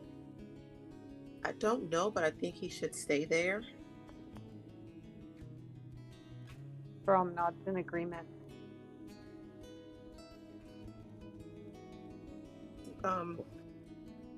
Can we go to another room? I think it's going to stay here. I hope so. Astoria, is it going to stay here? I mean, I'm not quite the expert on that, but I'd hope it would. Yeah. Alright, gonna go this way. See you later, buddy. rest. Have a good sleep. Hope it ain't too cold. Okay, bye. And follows well. In the next room, buried under the ice, is an even larger creature. Oh. It appears to be a mammoth of sorts, but not one that any of you have ever seen before. Huh. This head, which is all you can see of it, it is all that is coming, it is all that is beneath the ice. Looks like it belongs to a creature large enough that the frost giant in the other room could have ridden it if it chose. You know of nothing that has walked Faerun centuries or millennia or who knows how long that would match the description of a creature like this. So what you're saying is it's even a more prehistoric mammoth? Maybe. It's definitely a creature you've never seen nor even heard of. It's literally like Hush. One hand, Hush is like trying to touch someone, eyes wide, and other hand is just pointing like, "Oh, look at this! Look at That this! is incredible. Oh, Says Brom with wonder. Bigger than a dragon. There is a curl of one tusk that extends out of the ice and then back in a loop. oh, Yeah, if possible, just for posterity's sake, and like just the kind of like library dweller, like researcher in Astoria does, like if possible, just want to take like a little like sample, like a little scratching, something like that, and to take as many notes as she can on this. Absolutely. You Hush is Feel free. climbing. Hush is Oh my climbing. god. Well, so the part that's out of the ice is probably it's well, it would be about 2 feet in diameter. Oh Wow. wow! Yeah, Hush is standing on top of it. He's like jumping. And Hush. just- Going to get hurt. this it can't hurt me. It's Gonna- here. Look at the size of it. There's a cartwheel on it. Just and then cartwheel back. Laugh at you. I won't fall. I'm gonna do an athletics check to see if I fall. Go ahead, give me acrobatics check. I won't fall. Look, I'm so. I do this all the time, you know. I just, Yep. Well, look at that roll. So I just. you can feel that there is a thin layer of ice on this, and the fact that you can cartwheel on it without falling, it does push you a little bit, and you feel like you didn't keep your footing as well as you thought you would for that sense of balance that you have. I'm gonna play it off like like you know the minutest of slips and like sort of turns it into like a kick and then lands again. Like see, like perfectly fine, perfectly normal. Gets down immediately after feeling the slip. Just, yeah. I think May's arms are like folded. It's kind of like Just looking at it, me, like smiling, but it, like slowly the smile just goes in and then just sort of like, all right, fine. There you go. You don't have to be impressed. It's cool. It's okay.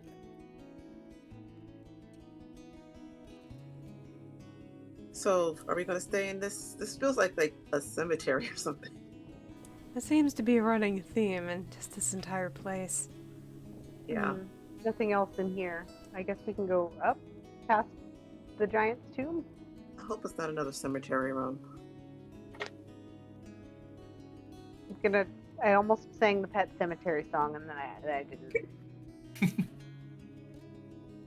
Just running all the way through, going back to the room that had the frost giant. Hey, buddy, we're back. We saw your horse. Would you have called it a horse? I don't know. You look pretty cool. He looked very cold, actually. I wonder, Literally like, cool. just having a full-blown conversation with the Frost Giant. Like, just, did you, so like, would you ride that like to the town when you were getting your groceries or something, or did you like? I don't think he's going to answer you, Hush. That's a beautiful yeah. that's a beautiful dead face. I love it. Tell him everybody else. Okay. All right. Yes, All right. Well, see you later. If we come back, then I'll say hi again. Okay. Bye. the dead end up here. It's a dead end up there. All right. Oh, is it dead end? Oh. Bummer. All right, let's go down. We're finding the edges of the map. Amazing. Hey, came back. You should have told me that I was a dead end over there, because a bit rude of you, really. Hush. All right. Hey, Why are you talking to the ice giant? you look lonely. We I have think- a Fine. You have a bunch of people here you can talk to. we have don't. But we he have- looks. But you barely even talk to me. I mean, that's true. Sorry, man. We could be friends. The other people are my friends. You don't have any friends here? No, the rest of the party, they're my friends. Oh, okay. Oh, I got worried then. It's like you've been out here by yourself, really? No. That's okay. Cool. But yeah, I mean, yeah, we can be friends. Why can't we be friends? Yeah, I of don't- course. Because you're talking to frost giants instead of. Hey. He did look lonely. You gotta give him that. Look at him. With his sad face. And his stuff. I don't Hey. know. I'm sorry. Okay, I'm sorry. I was distracted. No, she's not going to do anything. She's just going to say, "Well, I'm probably happy on the inside. Let's go." Okay, let's go. So, where are you from anyway, mate? Just walking.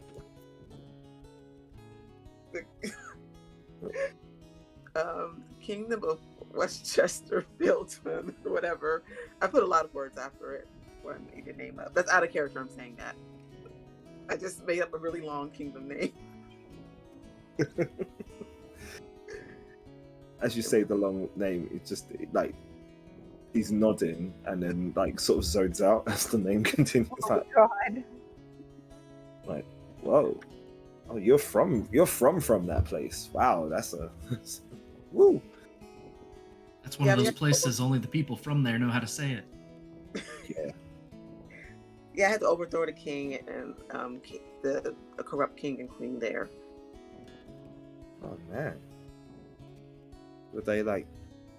Did you know them? No, well, I knew of them, and then I overthrew them, and I got really upset about it. But they just need to get over it because I'm in charge now. They got upset. Yeah, they were really upset. Well, I guess you would be if you're ruling the country and then you weren't anymore. Well, Although the- maybe you'd be happy because that's a lot of pressure, isn't it? Like, They should have been better at it. so they weren't that good at it? They were terrible. Everybody was unhappy, and they took all of the money, and it was the worst. So yeah, they should have been a lot better at their jobs. That sounds awful. Yeah. Taking other people's money. Oh, so you gave it all back then? Yeah. Well, not except for what's in the treasury because there a lot of people died. So Oh. I guess it's yours then. Well, Well, that's I mean, nice of you. do you need some gold? I can give you some once we stop this stupid Frostmaiden. That's really nice of you. I mean, I don't think I need any money. It's just that was really sweet. Thank you. But, Sure, man, no Just don't die. okay. Just start staring, looking at his chest and his arms and his hand. Okay, just don't die. Yeah, that's fine. That's fine. I can do that. Just starts whispering to himself. Definitely can't. And it's just walking or wherever direction we're going. Which way are we going? 'Cause I passed 2 ice slides on the way here. I just ignored them. Oh no! That was the end of May, everyone. It's a wrap for May. Fear. Saw that. By It's James. always so dramatic when it happens I know, too, it's because just like, it's just This is found footage. it is. I don't know how to fix this.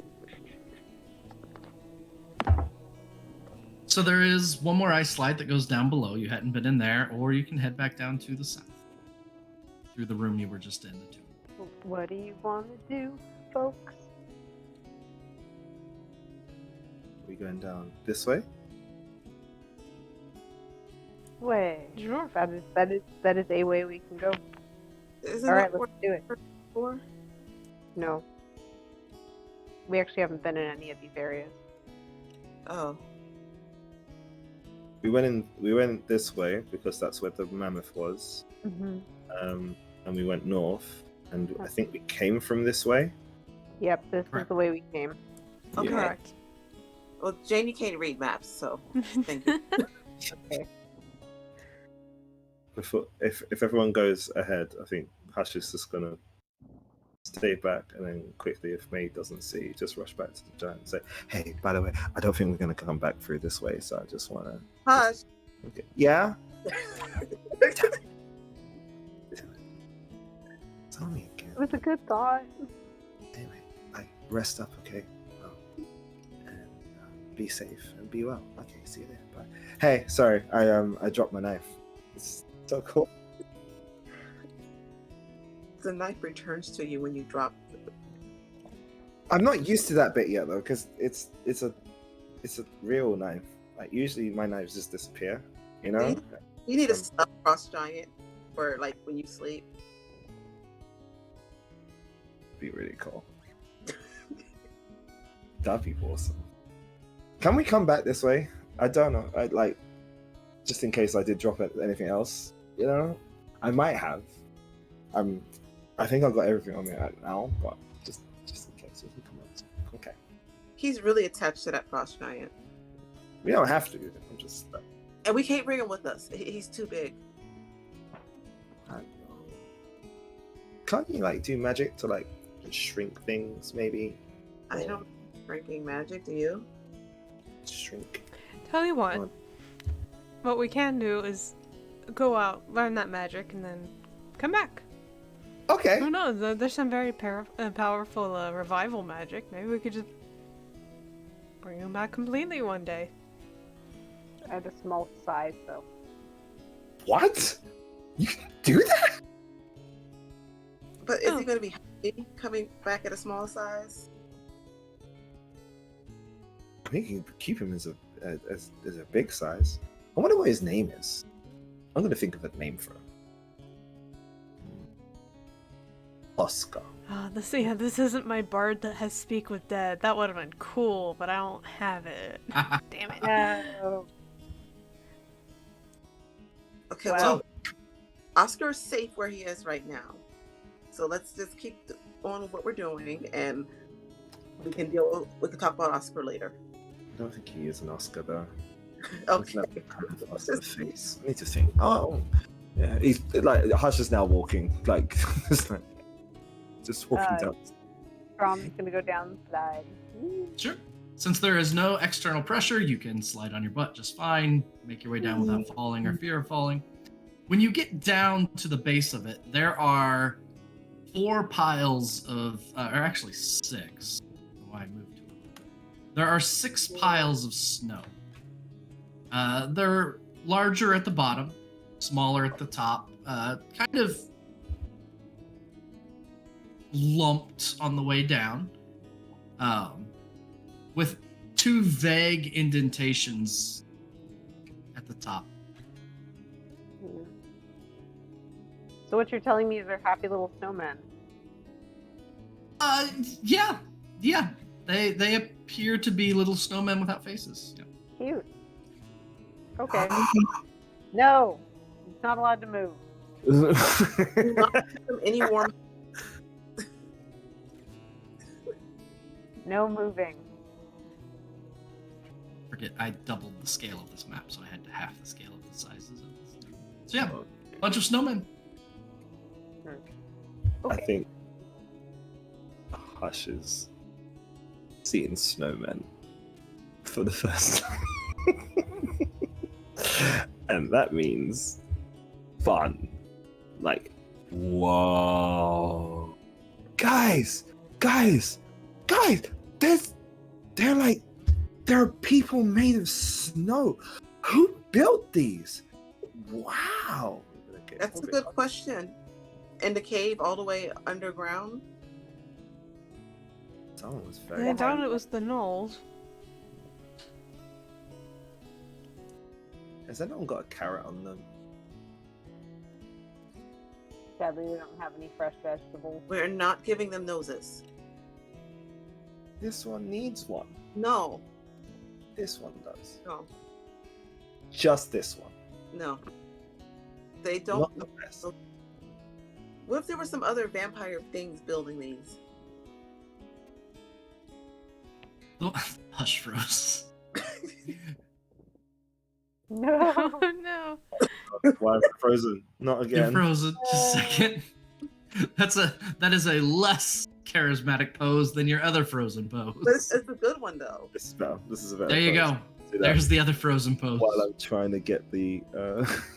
What's going on with my camera? Start So, again.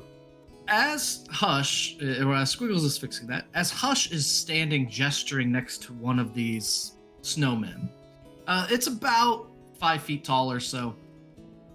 It starts to shrink down before your very eyes until it's about the same height. Hush. It's little. It's And mountain. then Well, we the did. indentations in the face deepen a little bit, and another one extends from the front, and a third indentation across the mouth, and it begins to look like a rough approximation of Hush. No. No. That's so doppelganger. cool. What you're saying? Cool? I think it's cool. No. Boo. Hush, can you not be that close? This is probably not good. It's I just, really, just a snowman, right? but I don't want it to become a snow hush. We've already got one of you. That's enough. I'm not gonna be a snow hush. This is gonna be a snow hush. Yeah, Can I- what if they know this dungeon very well and can show us where to go? Yeah. Is it a friendly snow hush? Hmm. Well, I'm friendly, so this friendly Okay. Well, must be a friendly snow hush. I'm gonna wave to the snow hush that's forming in front of me. Hey, Sure. buddy. Stand in proximity of this mound of snow. Each limb begins to take form. Instead of just being a mound with a Hush face, it thins out toward the bottom. It grows, it shapes 2 legs and 2 arms. And as you say, hey buddy, you can see its lips move. Yeah. Oh. Quiet to speak with me.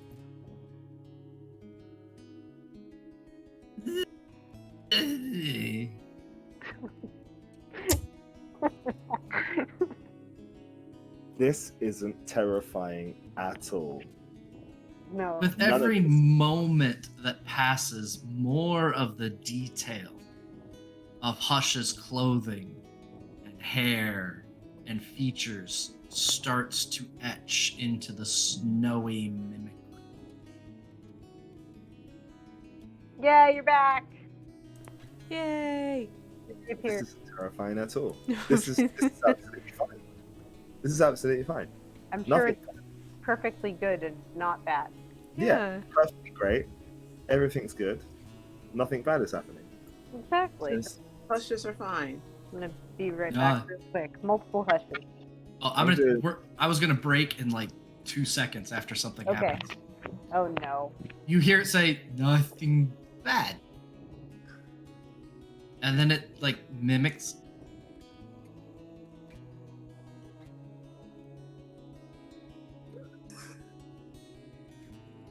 Guys, this is incredible.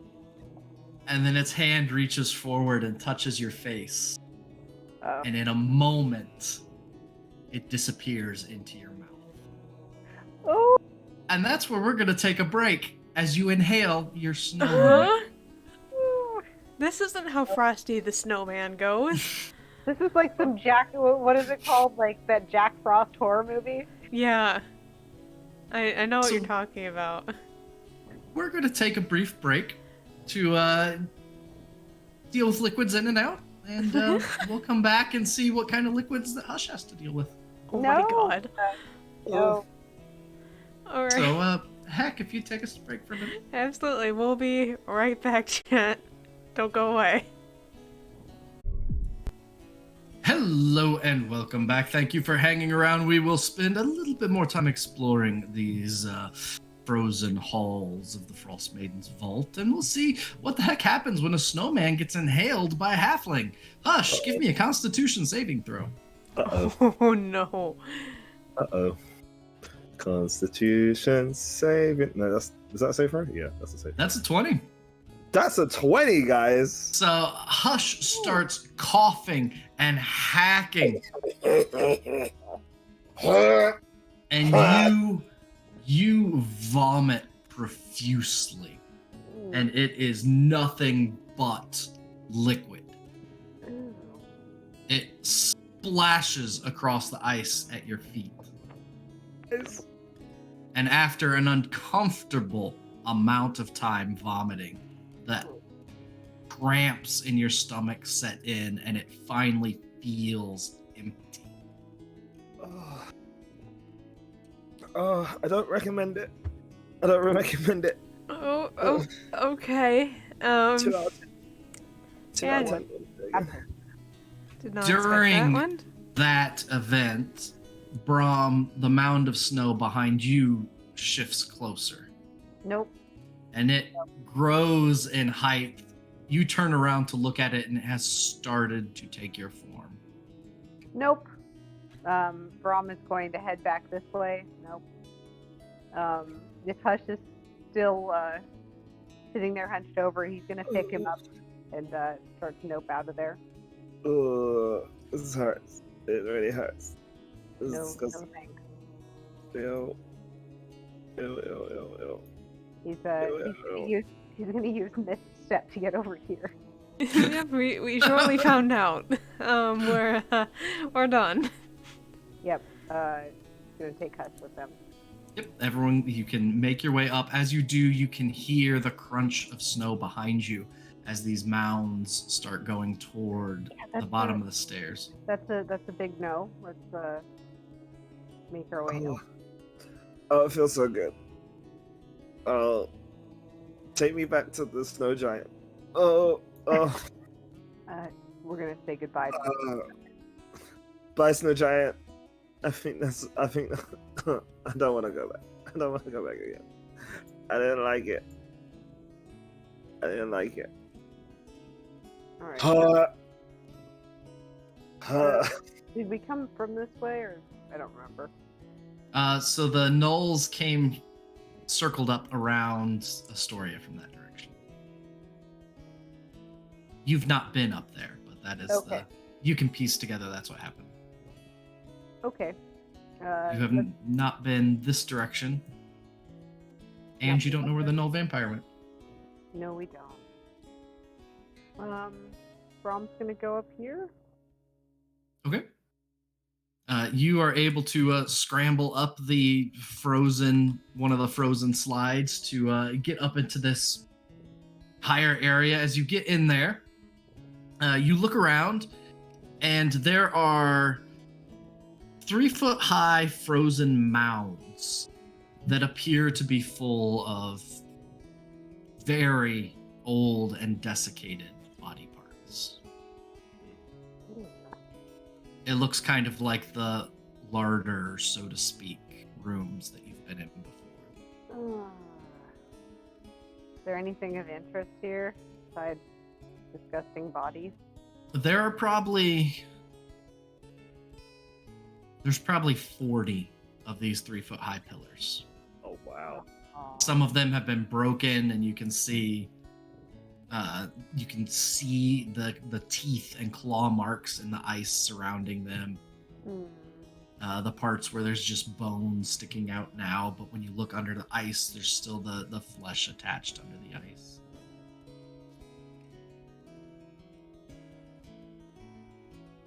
Yeah.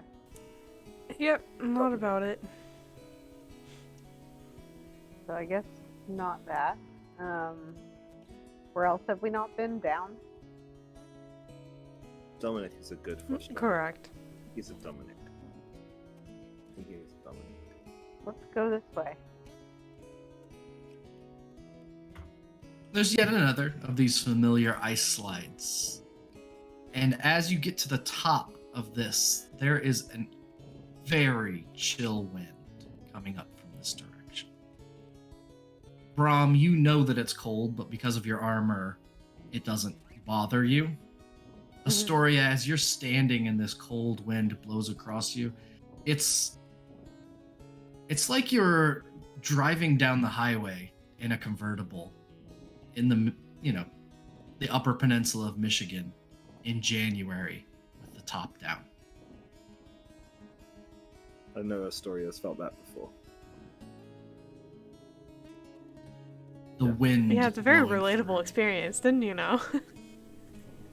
Very American experience. I've never been to Michigan, but been to Pennsylvania. I've been along Lake Erie, so close enough. Yep. Lake Erie on a windy day in winter. Yeah. You can see any strands of Brahm's hair that is not pulled up if he has his helmet off would be blowing. Interesting. It's a bit windy here. I wonder what's Just- causing it. A constant. Loud. Is there a As you- blizzard outside? An exit. Sliding down, it gets even louder. And hush, it is very, very Ooh. Don't know if he likes this. I think he's gonna pull his cloak around him, like a little bit. Like, ooh. I don't know if this is the. Is this the right way? Very cold.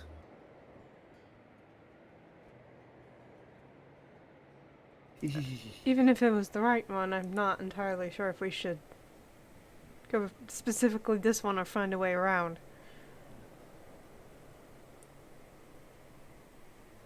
Ooh. Which other way was there, though? I really couldn't tell you. All the winding tunnels start to look the same. I'm not sure which ones connect and which ones don't. Well, we either try to push past this or we go back where we came.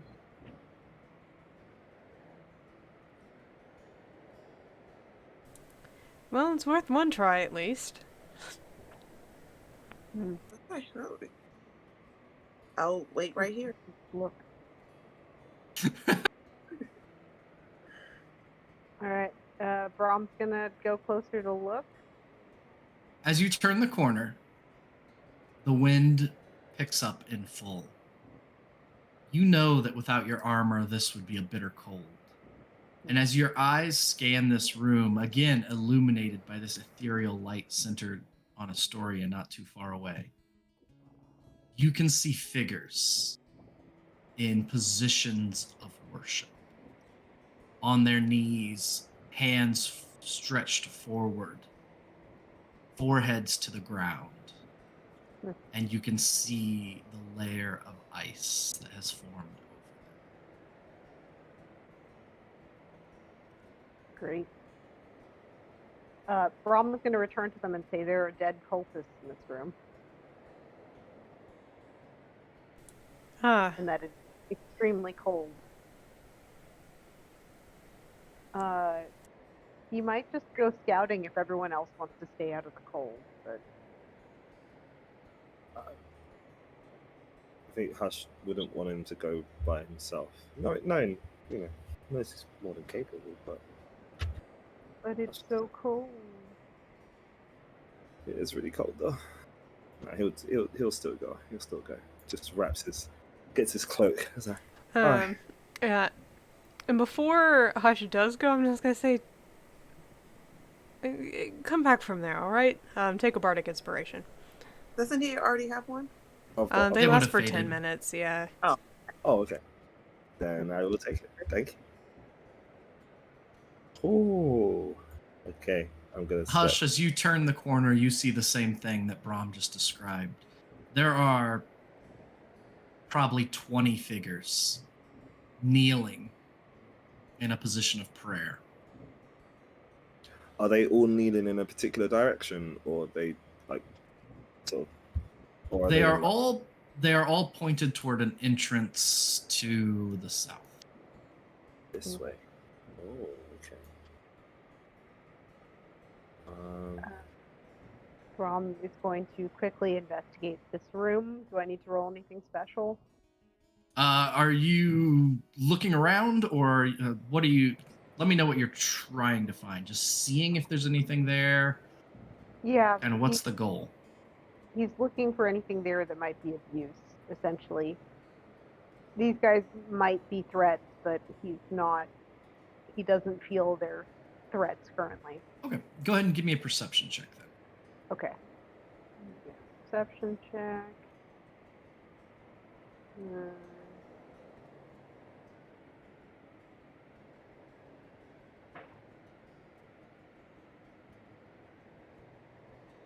Where are you, perception? Oh, it's bad.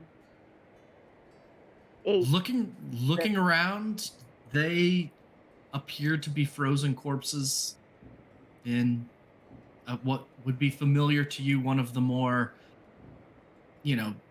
penitent and zealot positions of worship and prayer. Very few gods would demand such fervor, but the evil deities, it's not unheard of. Yeah, it's probably like the Frostmaiden. I think Hush is as he walks into this room, he remembers that he was actually looking for something. He was looking for a bowl, if I remember correctly. So he's gonna like go, oh, maybe it's here, and just have a hunt around to see if there's a bowl of the same description that his sister gave. So you're gonna enter the room and look around? Is that what you mean, or are you looking around? It's the difference between perception and investigation. That's all. I was gonna go into the room. Yeah. Okay. Good. As you enter the room, I would like a Constitution saving throw. Oh, it's like that. Okay. All right. And then you can was also make afraid an of that. investigation.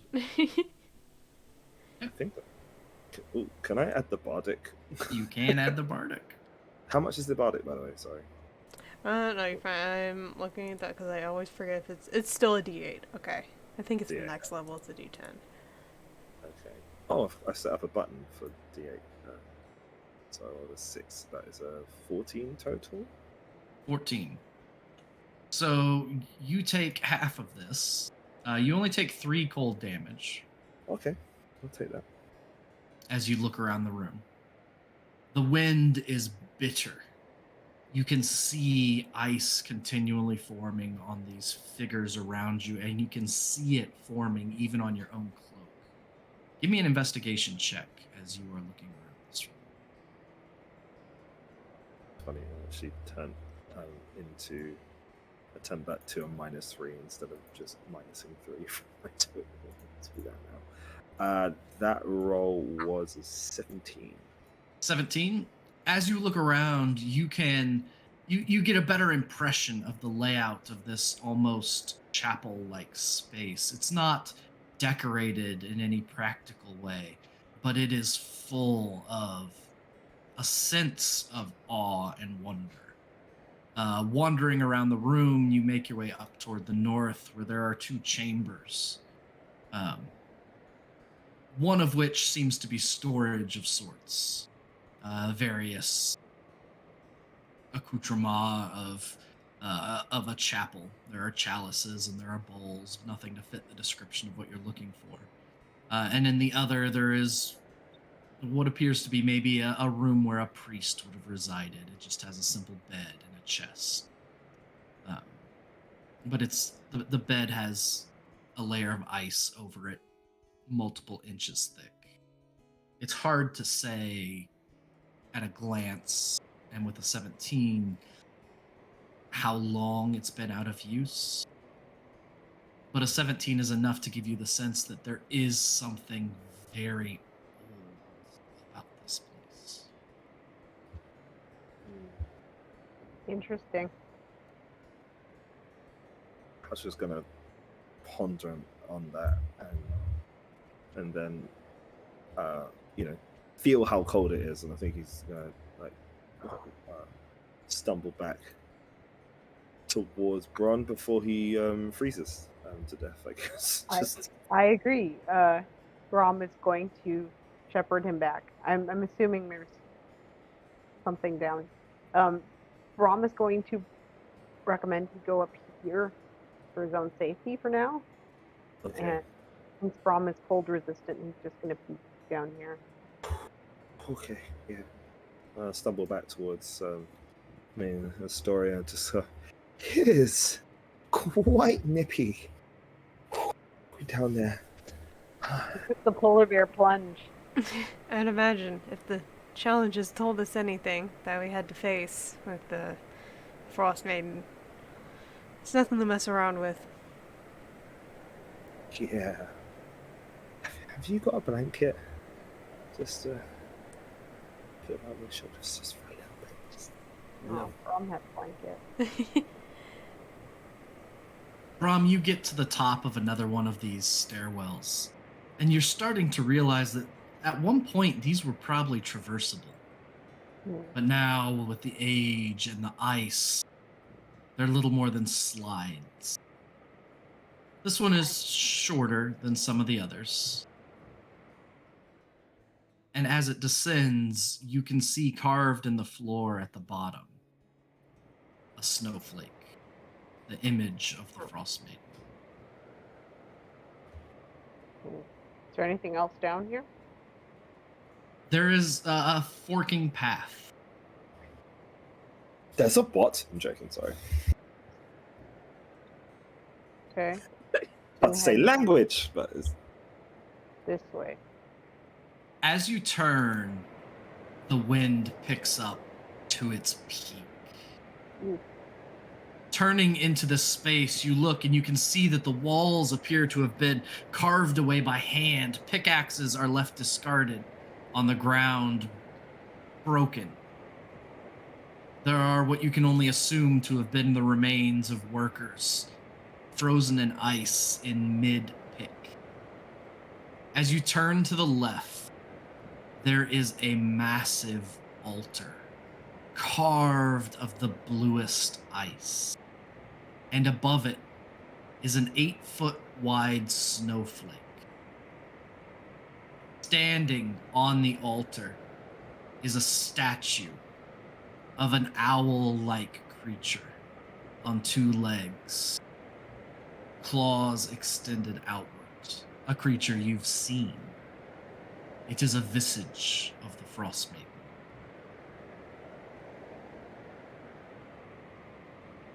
As much as he dislikes that, it's not great to defile anyone's altar, even an evil god.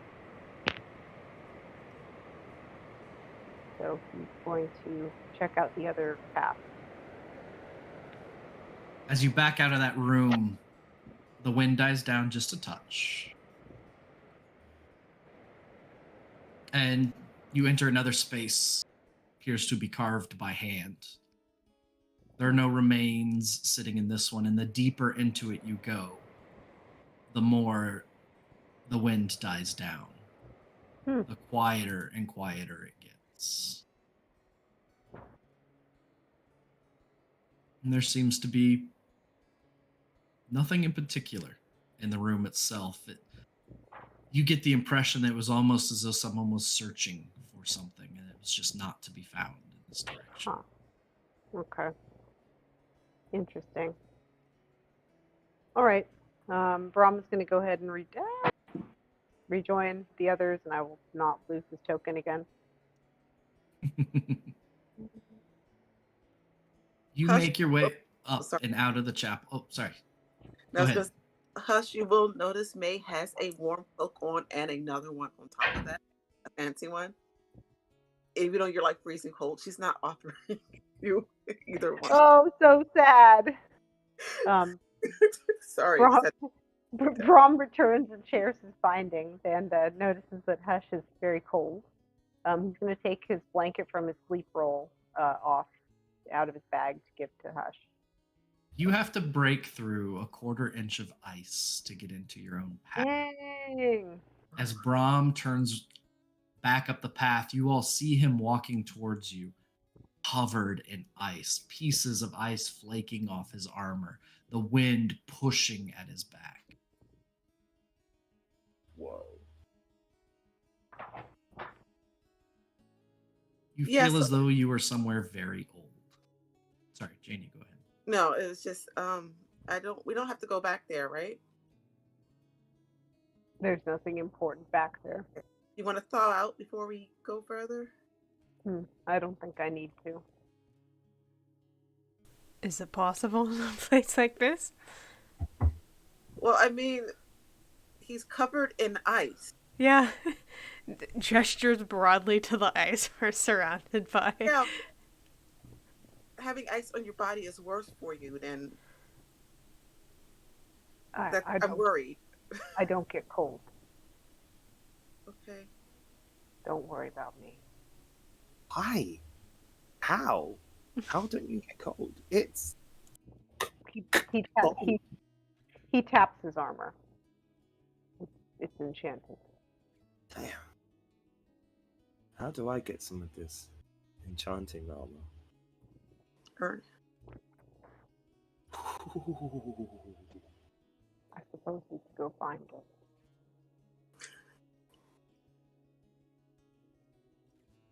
Can you even wear armor as a? I think you can wear leather armor as a rogue. Okay, yeah, leather, but not like anything. This has You to be can wear enchanted leather armor. Do you think they could enchant this to make it like warm all the time? That would be really cool. Yeah. Yeah, you could. Okay, we're doing that as soon as possible. Yeah. I knew great mages back in my kingdom who could do it, but I don't have that kind of magic power. Well, maybe one day you will. Rob just kind of makes an expression like, maybe. But he would wrap Hush up in his sleep blanket, which, to be fair, is like huge, like especially on Hush. So like Hush just has like basically a folded into like 1/4 super blanket on, like a tent. One slight correction that I forgot to put down there because I deleted the token. On your way back, Brahm, you notice that one of the prone figures in worship that was frozen over had a little bit less ice on it than some of the others and was a null rather than a human cultist. Well, that makes some sense.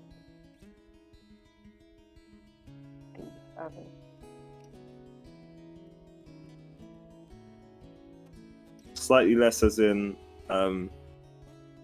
has been there a very long time, but less time than the others, or Probably only been there a few minutes, uh-oh. but there's plenty of time to do what needed done to it. Uh-oh. It didn't move when you went past it. You did block it, as most likely one of those gnolls you just fought, but it was devoted. So can we go somewhere else? This is kind of creepy now.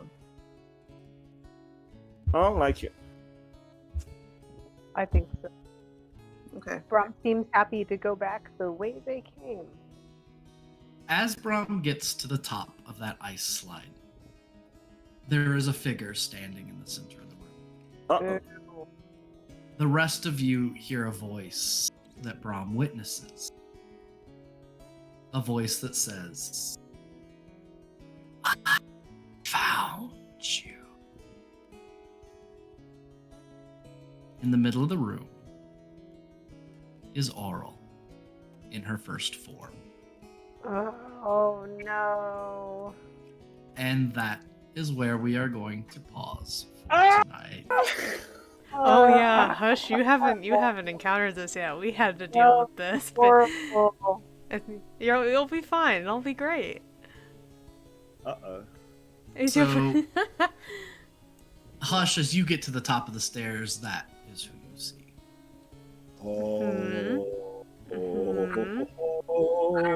Brom's like, damn it, I should just created that after all. So thank you, everyone, for joining us this evening. Oh, Critical Misses came in just a minute ago. Sorry, I missed you coming in. We're on our way Hi, out. friends. Bye, friends. We're going to take just a second to unwind a little bit, chit-chat about how our evening went. So if you have any comments, questions, concerns, conundrums, or qualms, now is a great time to bring them up. We're not going to spend too much time, but we're going to decompress for a few minutes before heading off to our various sleeping chambers. So yeah, as for tonight, as first, what I'll say is we'll be back in 2 weeks for this additional encounter with the Frostmaiden. We expect everyone will be back and ready and raring to go. And yeah, that's pretty much our plan. So before any of that, well, it's been a little bit of an exploration this evening. One of the things with exploring dungeons is trying to make empty rooms semi-interesting, even when most rooms are empty. And that was a lot of tonight, was adding just a little something to find that may or may not be important, or is only as important as you want it to be. So I just thought I would float that as a, what do you think of those little meaningless things like that? Do they feel like red herrings, or do they feel like piece settings? What do you think? I'm worried about Hush ingesting the snowman. I'm worried about Hush in general, just talking to dead creatures. Yeah, I think Hush needs to, have some friends. Yeah. I agree. Hush talking to the dead boy was unfortunate. Kept going back. What did he name him? James? Oscar. I think I was settling on Dominic. You floated Dominic at one point. Dominic. Oh, that's a good one. I like that one. Mm-hmm. I like Dominic. I think Dominic is a good frost giant name. Yeah, like I do like the idea of adding more of this stuff to the actual settings and the dungeons that are designed for these modules, because even though they're supposed to be empty per the book, it just kind of deters players from wanting to interact with it at all. So it's why is it there if it no one wants to interact with it? It doesn't have to be plot serving at all points and time, but yeah, just something to really be able to have roleplay moments or character moments or something like that. I think is super important. So yeah, no, I absolutely love these random things that we keep running into and going full gremlin mode and decide to interact with. It's very good. It's how dungeons and adventuring are supposed to go.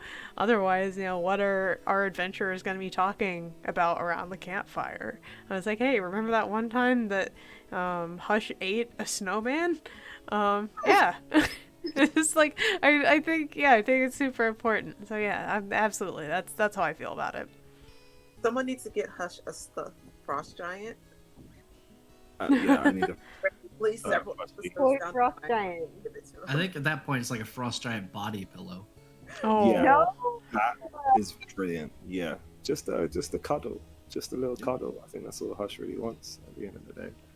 To That's build on sad. what Heck was saying as well, I really like when a place has some history to it. It wasn't just a room. It was like, oh, yeah, there was a frost giant there, then that was possibly where he lived, possibly, and his mount was in the other room, and then I mean, this might have been an open area, and it was just frozen over on top. That's why we have all these different chambers and things like that. It just makes you think that there was something here before we got here, and that's pretty cool. I like it. Dice hate tonight. They absolutely hate me. Yeah, the dice weren't nice to you tonight. And that's kind of, it's always somewhat funny when that happens. but I wanted to ask simply because I really like the RP stuff that our group does, and it's more interesting to me. So the snowmen are just a snow golem fight in the book, which that's the vampire gnolls were just a fight. It's not it's not a meaningful encounter other than putting a little bit of history to it, and so I just wanted them to be snowmen. But something that I will always do, and I try to do, is the more interest all of you show in something, the more likely it will do something. Not everything has to do something, but the thing that I like, and I guess it's just kind of part of my philosophy, is I don't want to mislead you with unimportant stuff, but I also don't want you to come across something and just be disappointed because it sits there. So it's kind of, the more you poke at things, the more likely I'll come up with something for them to do. So I'll try and always keep it somewhat clear whether it is important or not. But especially on that history note, and Squiggles, I think it's funny you mentioned that. I changed what those chambers Brahm just went into were very intentionally from what they were in the book, because I wanted it to feel like the first Frostmaiden temple. I wanted it to feel like something important and key in here, without having a plaque on the door that said, "At this location in 1272, the first Frostmaiden temple was," But I wanted that feel. So yeah, the history, the purpose, the interesting things to poke at, that's stuff that I really enjoy, and I always enjoy what each of your characters do in response to it. So. May is so worried that the snow things we're going to make snow of everyone, and in the back of her head she's wondering, with Hush being so cold, she's like, is she going to turn into a snow Hush slowly? No. Is Hush turning into a snow Hush slowly? That's a question. He had it in him. What was that Constitution throw for? That's terrifying. Cruelty. So well, I'm happy to tell you, in the module, everybody has a secret, and I adapted that a little bit with the backstory pieces that I pulled from everyone at the very beginning, which at this point is just Brahm, Brahm and Al. Al's map is part of the secret of the very beginning of when this campaign started, and one of the secrets was essentially based on the movie Alien, where you have a slad tadpole living in your chest. No. And at some point, it's going to burst out, and your fellow allies have to fight this slad tadpole, or it takes off and grows into an alien thing. Gross. The thing that blew my mind about that secret is there's at no point where it's clear the character knows they have a slad tadpole inside them, nor is it clear at any point what you're supposed to do about that until it kills you. And I don't like stuff like that. But the entire snowman thing I remembered that plot point, so I went, you know what? Let's slowly turn Hush into a snowman. That'll be fun. So I treated it like a disease. He made the very first Constitution saving throw and threw it all up, so we didn't have to worry about it. And it just became like a step along the way. But so that's, would we have had a hush the magic snowman? Oh my god, no. That's Man, terrifying. No. terrifying and small. Oh yeah. He will kill you Can with a psychic blade. Yeah, You Can don't you fall. imagine, like, they're just, like, told the, like, leading around a little Hush snowman from then on? Well, Like, could you like come on, Hush! could Astoria What? keep friends on the snow Hush the Snowman, and then Don't we know. would friendly snowman, Hush Yeah. friendly snowman. and we could just be Exactly. like Yeah. Frostmaiden or who? Happy it's not- birthday. Happy God. birthday. I kind of wish I didn't make my con save now. That would've No. been No, I fun. think it was good in the long run. No, in the No, long but run, it's probably to the fine. beach. Then we can't go to the beach. Alright. Want you to melt. Exactly. So no beach episode. You know what happens to snowmen in the summer? Yeah. Yeah, they become a happy snowman. Happy snowman.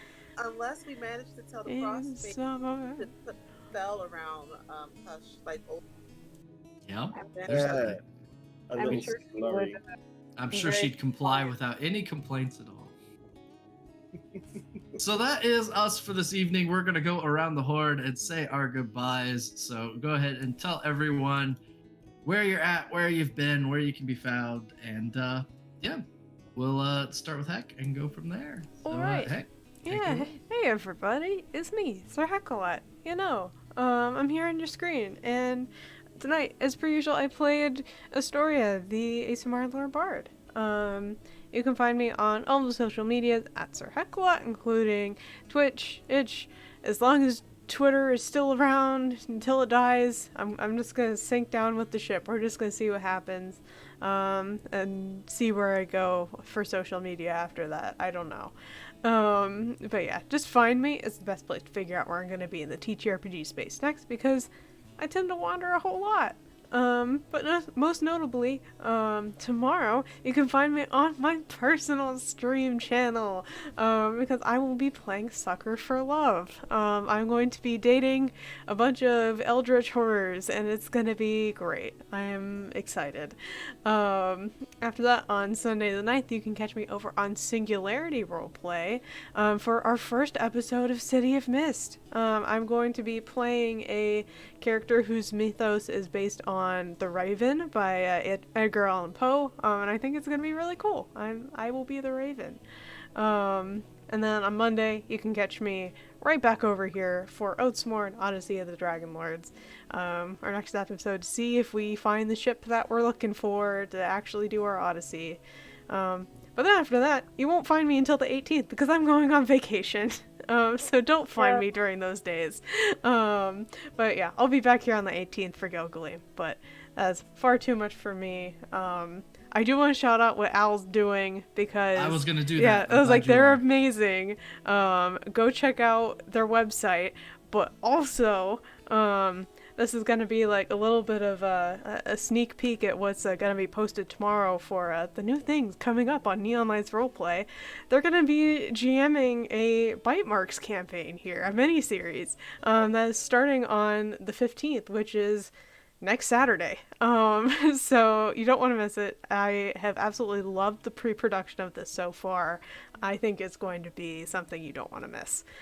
So check it out here next week. It's gonna be great. Yeah, that's way too much out of me. Let's keep on keeping on. Over to T. Hey, I'm T, and you can find me here sometimes. Oh god, I just clicked on Oral. Otherwise, not really anywhere else right now. I guess that someday in the future I'm going to be going to Threads. I don't know. Looks pretty bad. Otherwise, you can catch me here. Or I am trying to do some things with like some other new games, so I'm going to be trying out some other like RPs to diversify. So if you have any questions, you can always Twitter at me. I'm only semi there, but I will try and respond. Or you can talk to me on Discord, where I'm there almost all the time, and Neon Lights roleplay. If you want to talk about like RP stuff, because that is my jam. Perfect. On over to Janie. Hi, I'm Janie. I play May. I'm in games. I love to play games. I'm never in enough, so I'm always looking for more. But I know tomorrow I have. I think so. My phone died, so I can't look at what I have tomorrow. It's always the way it is. But yeah, I've got tomorrow. I've got I think is tomorrow a Chimeriad? It should be. Yeah, tomorrow should be Chimeriad right back here. Okay, yeah, right. I'm here tomorrow. Monday, I have a game on Singularity that I'm running the first episode, a Locust game called Autumn. And I think Thursday, I'm here again. And I will be streaming on my birthday on Friday, but I don't know where yet. But I'm stubborn, so I'm going to be doing it. And you can find me on Twitter and Twitch, but not Threads. I will not join Threads. And to Squiggles. Hey. Hi, I'm Squiggles. I play the character of Hush, your lovable halfling psycho rogue, basically, just up to shenanigans all the time. I'm actually going to be in another live play with another Twitch streamer called Mozzarella. I believe it was supposed to be tomorrow, but I believe it's going to be next week now. It's a Kids on Bikes campaign. We're nearing the end, and it should be real fun. So if you do want to see me do that, then check out Mozzarella's Twitch stream. She's she, they pronouns, and awesome streamer, variety streamer as well. Apart from that, what am I doing? I'm in Gloucester on Sunday. I don't know if anyone knows Gloucester, but I'm judging a dance competition there, so that will be fun.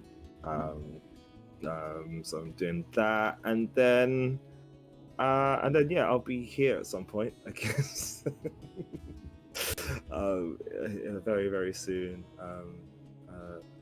And meeting the first form of the Frostmaiden. It seems very scary. I don't know.